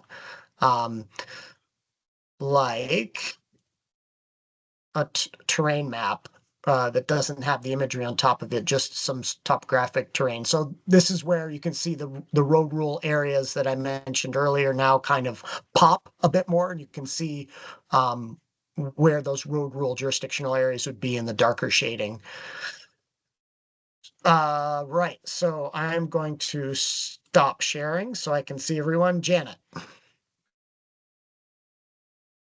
That road rule layer, who Yes. was that A&R that developed it? It is, and it's very rough, but it is essentially taking all public and private roads and buffering them by 800 feet. The new road rule, is a rule that says you're automatically in Act 250 jurisdiction if you're creating a road of more than 800 feet. Yeah, and then I presume it looks at class. It avoids class 4 town roads. That is a good question. I believe it does, but I would have to double check to be sure. Actually, I'm looking at a portion of a map on my screen, and I think it may include class 4 roads because they are public highways.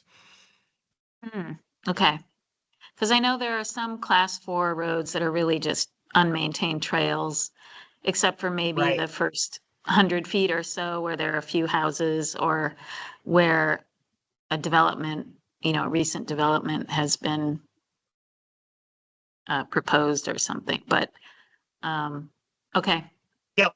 I would just take the road rule layer with a grain of salt. It's not a definitive identification of areas that will fall into Act 250 jurisdiction because of the road rule. It's an approximation, and there may be some, wrinkles in there. But it's there just for reference. It's obviously not one of the critical resource areas that we're looking at. So that was a very quick and dirty mapping, demo of the website. What I'm actually most interested in hearing from you is about A&R's draft analysis of the 6 resource areas that we must consider. And you'll notice that for many of them, their ultimate opinion is that they're not proper and won't serve well as a tier 3 designation. I'm not sure I agree with all of that, but I appreciate them taking the time to think through it and say something about it. And I'm interested what you think as board members. Sarah? Well, I think it was helpful that you sort of laid out the map, and particularly the road rule ahead of time, because I think with that visual in mind is a picture saying 1,000 words, is the road rule itself is so all encompassing that in some ways it takes precedent over some of these other more distinct areas. And so you can sort of understand where the guidance is coming from in terms of saying, well, these are already covered under other areas, including the new road rule, and that in some ways the road rule might be more impactful than the tier 3 rules in terms of just the sheer area that it covers. So that was just the interesting takeaway that I had from all of it was, wow, the road rule really spans or has the capacity to span a huge area. Yep, I took away the same lesson. I think that A&R's points on that front are important. I also think that in order to get our minds around the critical resource areas that might qualify for tier 3, I'm not sure I'm ready to throw away resources just because a lot of them are in road rule jurisdictional areas or might be. But what I really found helpful is A&R's input on habitat connectors, and that we might for tier 3 want to be focusing on connectors that are closer to roads, which will not be automatically in Act 250 jurisdiction and might be really important ways for wildlife to move across the landscape across roads. Go ahead, Sarah. So is that going to be mapped? Because we have the habitat connectors and we have and not to ask for more mapping, realizing the sort of strains and limited resources that we're working within. But that sort of hits the nail on the head is that available data layer that we can consider developing or somehow cropping or snipping? So two things. One, Fish and Wildlife is already working on that. Billy Coster's shop, originally made that observation and sort of gave the recommendation to Fish and Wildlife to help us. So that is in progress. But two, you're darn right we're going to require some mapping, and I don't care if people don't have resources. We have to have it. So I'm really looking forward to what Fish and Wildlife comes up with, and I fully anticipate that between Wednesday's working group meeting and just 2 weeks later at the next working group meeting on May 8th, that there'll be some significant mapping that will be had, whether it's me doing it or A&R's GIS shop or both. Because I think this is a mapping exercise. It's policy, but it's really a mapping exercise. Go ahead, Kirsten. Yeah, so I'm kind of with you, Alex, and feeling unsure about making these determinations based on the road rule, because it's, we haven't fully defined how that will work. And I'd be more comfortable relying on like a wetland area where there's this clear established system that's understood and that establishes protection over, class 2 wetlands. It feels different than the road rule now. It just remains to be seen exactly what that will and won't accomplish. So, what the effect of that is. So I kind of, I'm with you. I'm just feel like I'm sort of in listening mode on all of these things. I follow the logic, and thank you so much for, and thank you to A&R for all the time that's already been put into this, thinking through and providing a rationale and providing the map. And I did find time to play around with the layers just before this meeting. I found that very useful. I agree with, and I had also myself honed in on, the wildlife crossings that are important and in proximate location of roadways that may be within the 800 feet. I feel like this takes us to just needing to continue to assess what these critical natural resource areas that are of most importance really are and defining those. So thanks for all the continued work on it. And I'm really interested also to hear what other stakeholders have to say about all of this as we continue to look at it. Yeah, I'm super excited about Wednesday's meeting. There'll be a lot of different perspectives in the room, and so it'll be very interesting to hear what people bring to the table. Janet? So I don't want to cut off discussion. I just want to acknowledge that I made a mistake when I was looking at the agenda, and we're actually over time by half an hour. So just keep that in mind as we give this item a little bit more discussion. Thanks. Duly noted, Janet. I wasn't going to be the one to call you out on that agenda timing, but yeah, I noticed too. Did you have another one, Janet? No? Okay. Yeah, anybody else, any other board members have thoughts on the A&R analysis, the draft A&R analysis that you had a chance to look at? Go ahead, Brooke. Yeah, I agree with what Kirsten said. And the habitat connectors, I think, are crucial. And I do think, road rules come and go. And I think that we need to not rely on a different trigger or whatever. I mean, we need to make sure that we do this comprehensively, not just say, oh, we won't bother with that because it's covered by something else, kind of notion. So I agree with Kirsten. And thank you for all this. Sorry. Yeah. just I was speaking particularly with one Brooks of our Point. stakeholders. Sorry. I'm sorry, Alex, go ahead. I was speaking with one of our stakeholders today from VHCB, and he was reminding me of something that most of us probably know, but I felt really strongly as a planner, is that at the beginning of an effort like this, you start big and expansive and think about everything as best you can. And it's not until a little later in the process that you winnow it all the way down to, you know, what's really practical and what it's really going to be.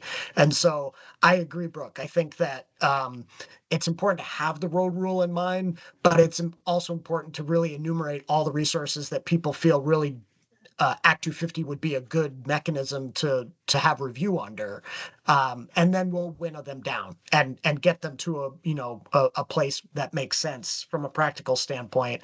Yeah, go ahead, Janet. Just reiterate Brooks' eloquent point. Road rules come and they go. Yes, but I will remind everybody that there was a specific aim with the road rule, and it wasn't, to find rare, threatened, endangered species locations and protect them. It wasn't to get river corridors into Act 250 jurisdiction. It was very specifically designed to get potential forest fragmentation into Act 250 review, so that the new forest block and habitat connector criterion could be applied to it, right? The idea for the road rule is we don't want our interior forests to just get chopped up and go away and turn into little bits and pieces that don't function anymore. So you're right about the road rule coming and going. It has, but there was a real reason why it was put into place, and the tier 3 has to acknowledge at least that basic premise that interior forest might be well protected through the road rule. Go ahead, Janet.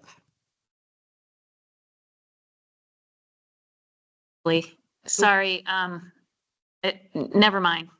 Continue with someone else. Okay. Well, I'm not seeing any other hands, so unless another board member has something they want to share about the A&R perspective on this to help not guide, but for me to bring with me on Wednesday, I'm happy to. I remembered what I was going to bring up. Okay. So I don't think that this was necessarily contemplated, but we have heard in the last few months when we've been out and about that people feel that ag soils or agricultural resources are falling through the cracks. And I just wonder if anyone thinks that, ag soils might be an important criterion for protection. Yeah, and I want to acknowledge that we've had a little bit of this conversation at another meeting, and I didn't forget about that. Prime ag soils were mentioned at that meeting. I don't know if it was you, Janet, or someone else that said, what about those as a critical resource area? Kirsten mentioned undeveloped shoreline as potentially, one to think about. And Brooke mentioned forests sort of in general. So I've got those already in my head of things that hopefully the working group will mention. If they don't, I will, and we'll think about them. Sarah? I would just want to throw it out there is that I think being a jurisdictional trigger is problematic, because I think if you take a look at the map that we have that we're working from and just the expansive area of what could create an automatic trigger now for Act 250. Once you add in prime ag soils, which are often, although we talked about previously in the meeting, they're different than our best soils for on-site disposal. They sometimes are one and the same. And so just in terms of overall impact, and I think as we sort of take on all these different things we want to consider, we want to talk about, we also have to talk about the potential downside to them, in terms of if you are taking these large swaths that are some of our most developable lands and automatically creating a higher level of jurisdiction on them, and the repercussions that can come along with that. So just as we move forward, and we are trying to be inclusive and have a good conversation around all these different things. I just urge some caution in terms of how expansive we become and also looking at the other side of the coin. Thanks, Sarah. I think that's a really important point that I hope to bring up right at the front end of the working group conversation on Wednesday, is that although the statute didn't dictate how much of Vermont would be in a tier 3 area, much of the testimony around it focused on it being targeted and focused on the most sensitive areas and not painting a broad brush of the whole, of 70% of the state being tier 3. And we also heard in the roadshow tour that we've done with some of our meetings that there are fears out there, especially at the municipal level, about tier 3, turning an entire town into an Act 250 jurisdictional zone because of the rural nature of it, and that's not the intent, and I don't think it should be our intent as we work on these rules. So I want to make that plain up front that, while we might be having a big conversation and have a lot of resources to consider at the front end, the back end is going to be a more honed, set of resource areas that we're focusing on. And I think at the prior meeting, Kirsten, said maybe prime ag soil, but only ag value 1 or 1 through 3 instead of 1 through 7. And I thought that was an interesting way of thinking about parsing prime ag soils. I thought, what about making sure that any prime ag soils that might be jurisdictional are fully outside of existing settlements and areas, potential areas for planned growth, so that we're not dealing with jurisdiction within areas that we're also trying to take out of jurisdiction through the tier 1 process. So there's different ways to skin the cat, but none of, it'll require some conversation for sure. Yeah, Jenna, I think you were going to say that Charlie had his hand up, but it went down. So I'm just going to skip right over him. But maybe let's ask if anyone, Yeah. before we, how much more time do you need? I'm done if the board members Okay. are. Each of you chimed in, so I'd be happy to hear from non-board members before we move on. Yeah, let's see if there are any public comments on this. Sorry, I was just going to provide a little color on the prime ag soils. When it was discussed in Senate Economic Development, I think what really dissuaded the legislators from including prime ag as one of these resources was the fact that almost the entire city of St. Albans is prime ag soils. So, I think Sarah made the point, which is why I put my hand down. She made it better than I did, but just FYI, just for some legislative history there. Thank you. Annette, go ahead. Yeah, similarly in Rutland County, we have a lot. I think we may have the most prime ag soils in the state. And so when I look at proposed projects, I look at the prime ag soils. I think the whole town of Poultney is prime ag soils. It gets very problematic. And I will note, I think I've said this before, it's not an accurate data layer. I have a meadow on my property that shows up as prime ag soil. And if I could get my cows to even go on it, it grows lichens, and there was a solar site that was shown as prime ag soil, and it was titled, I don't know, Sand Hill or something. And so I talked to Ed Bove when he was head of the Regional Planning Commission about this data layer problem. And he said he went out and actually checked that site, and yeah, it was same like my meadow. So then I went to the people who were developing the data were in Maine, and I never got anywhere except to say that you cannot trust that data layer for sure. Okay, thank you. Any further comments on tier 3 work at this point?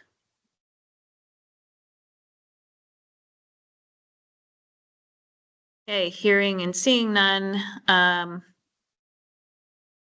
We do have operations, budget, and legislative updates. And I'm going to turn my microphone off because Pete is sitting in the room here, and he may have a couple of things to say in this regard. So hold on a sec. I am going off.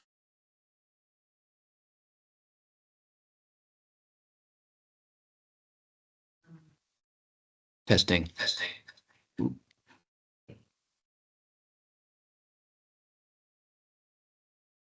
Okay, sounds better to me. All right, good. Well, I'll be brief, get you guys back on agenda track here. Couple of things I wanted to mention though. One is H319. This bill, just given the discussion that you all were having earlier, this bill currently would adjust some of the dates in Act 121.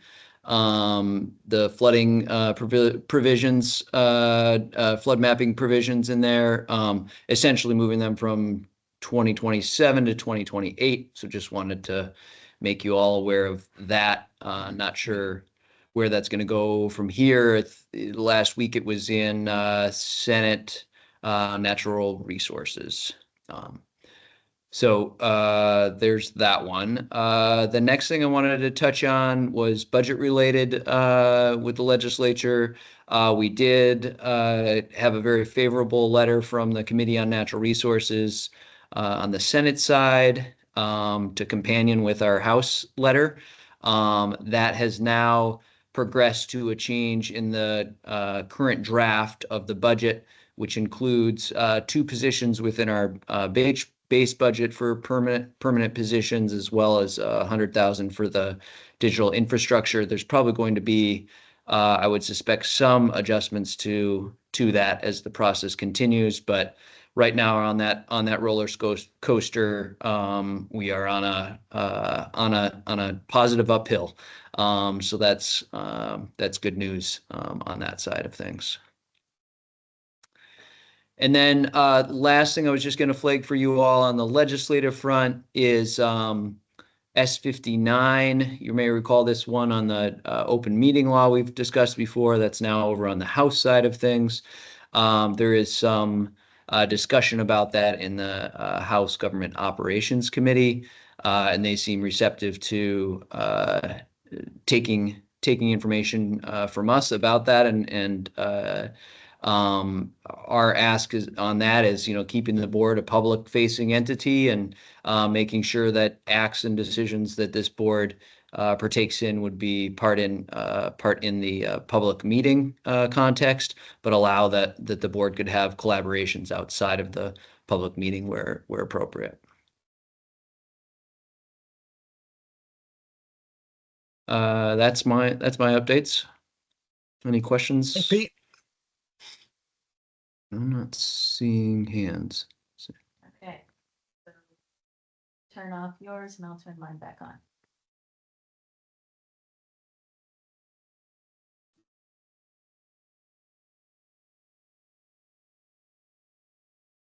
Okay. Can you hear me? Yes. Hello? Okay. Oh, Sarah, your hand's up. Go ahead.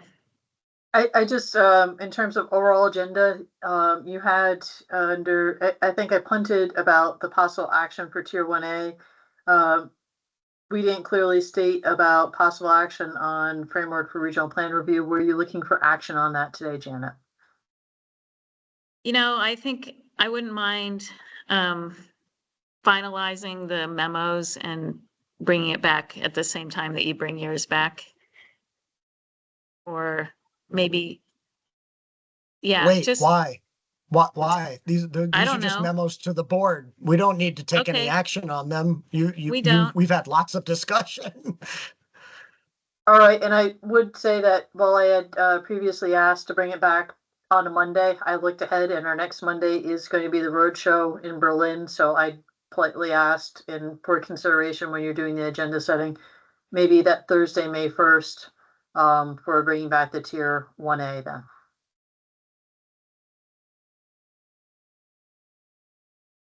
Okay, so we don't really need action. It's true.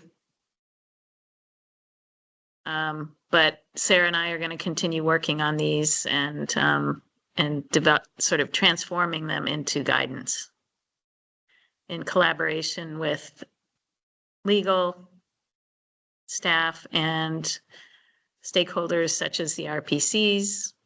So let me find the agenda. We are moving on to discussion and possible action on appeals, enforcement, and attorney-client memoranda. We have 3 enforcement cases to be discussed. Can I ask for a motion on this? Sure, I'll move that the board go into executive session to discuss the 3 enforcement cases noted on the agenda, with the understanding that we need to have private conversations, attorney-client conversations regarding these cases, and that public knowledge of that ahead of time would create a substantial disadvantage. Thank you. Do we have a second? I'll second I'll it. second. Oh, I've got Brooke, and any discussion before we vote? Okay, I'll just say that this will be our last agenda item. We do expect to have some action upon our return from executive session. So we will vote. Okay, all those in favor, please say aye. Aye. Aye. aye. I think I saw 5 hands. I think I heard 5 ayes. And so we will exit and enter executive session and come back upon finishing our conversations with legal.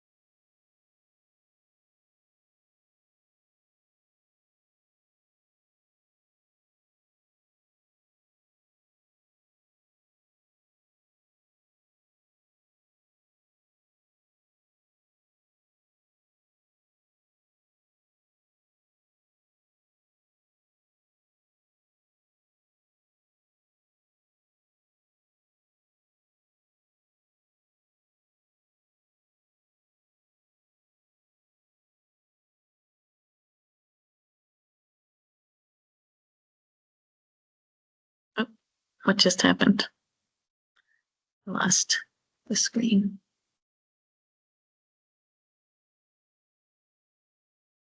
Okay. We've got all 5 board members back. And we're recording, is that correct? Patty? Yes. Okay. All right. Brooke, I believe you have a motion. Yes, I'd like to make a motion in enforcement case number 2023_114. The proposed motion is I move to authorize enforcement to transmit a proposed assurance of discontinuance with directive to, number 1, restore the affected deer wintering area, and number 2, remove the privacy fence, along with imposition of a $3,000 civil penalty and a recoupment of $1,972.46 in enforcement costs. Second, You, Alex, any discussion on this motion? Okay. All those in favor, please say aye. Aye. aye. Aye. That was 5 ayes. That is unanimous. Thank you. Sarah, I believe you have another motion. I move to authorize enforcement to transmit a notice of alleged violation for case number 2025_005 with directive to obtain permit amendment for extended operations at the pit and to reestablish riparian buffer zones and complete restoration reclamation as necessary. Second, Oh, Okay, Alex, thank you. Any discussion on this one? Yes, if I could. Yes, go ahead, Brooke. Just to clarify, that is the motion to authorize the transmission of a notice of alleged violation? I Yes. didn't hear that. Yeah, Yes. Okay, sorry. Thank you. okay. All those in favor, please say aye. Aye. Aye. aye. Aye. That is 5 ayes. That is unanimously passed, that motion. And Sarah, you have one more. I move to authorize enforcement to transmit a notice of violation with regard to case number 2015_001 with directive to obtain LUP amendment for extended operations at the pit and submit the annual reports. second, Thank you, Alex. Any discussion on that one? Okay, hearing and seeing none. All those in favor, please say aye. Aye. Aye. aye. Aye. Another unanimous decision by the board. Thank you. Okay, that is all that we have on our agenda for today. I would entertain one last motion. I move Sarah. to adjourn. Second, Thank you. All those in favor, please say aye. Aye. aye. Aye. Okay, the Land Use Review Board is adjourned. We will see you next time. Thank you very much, everybody. Thanks.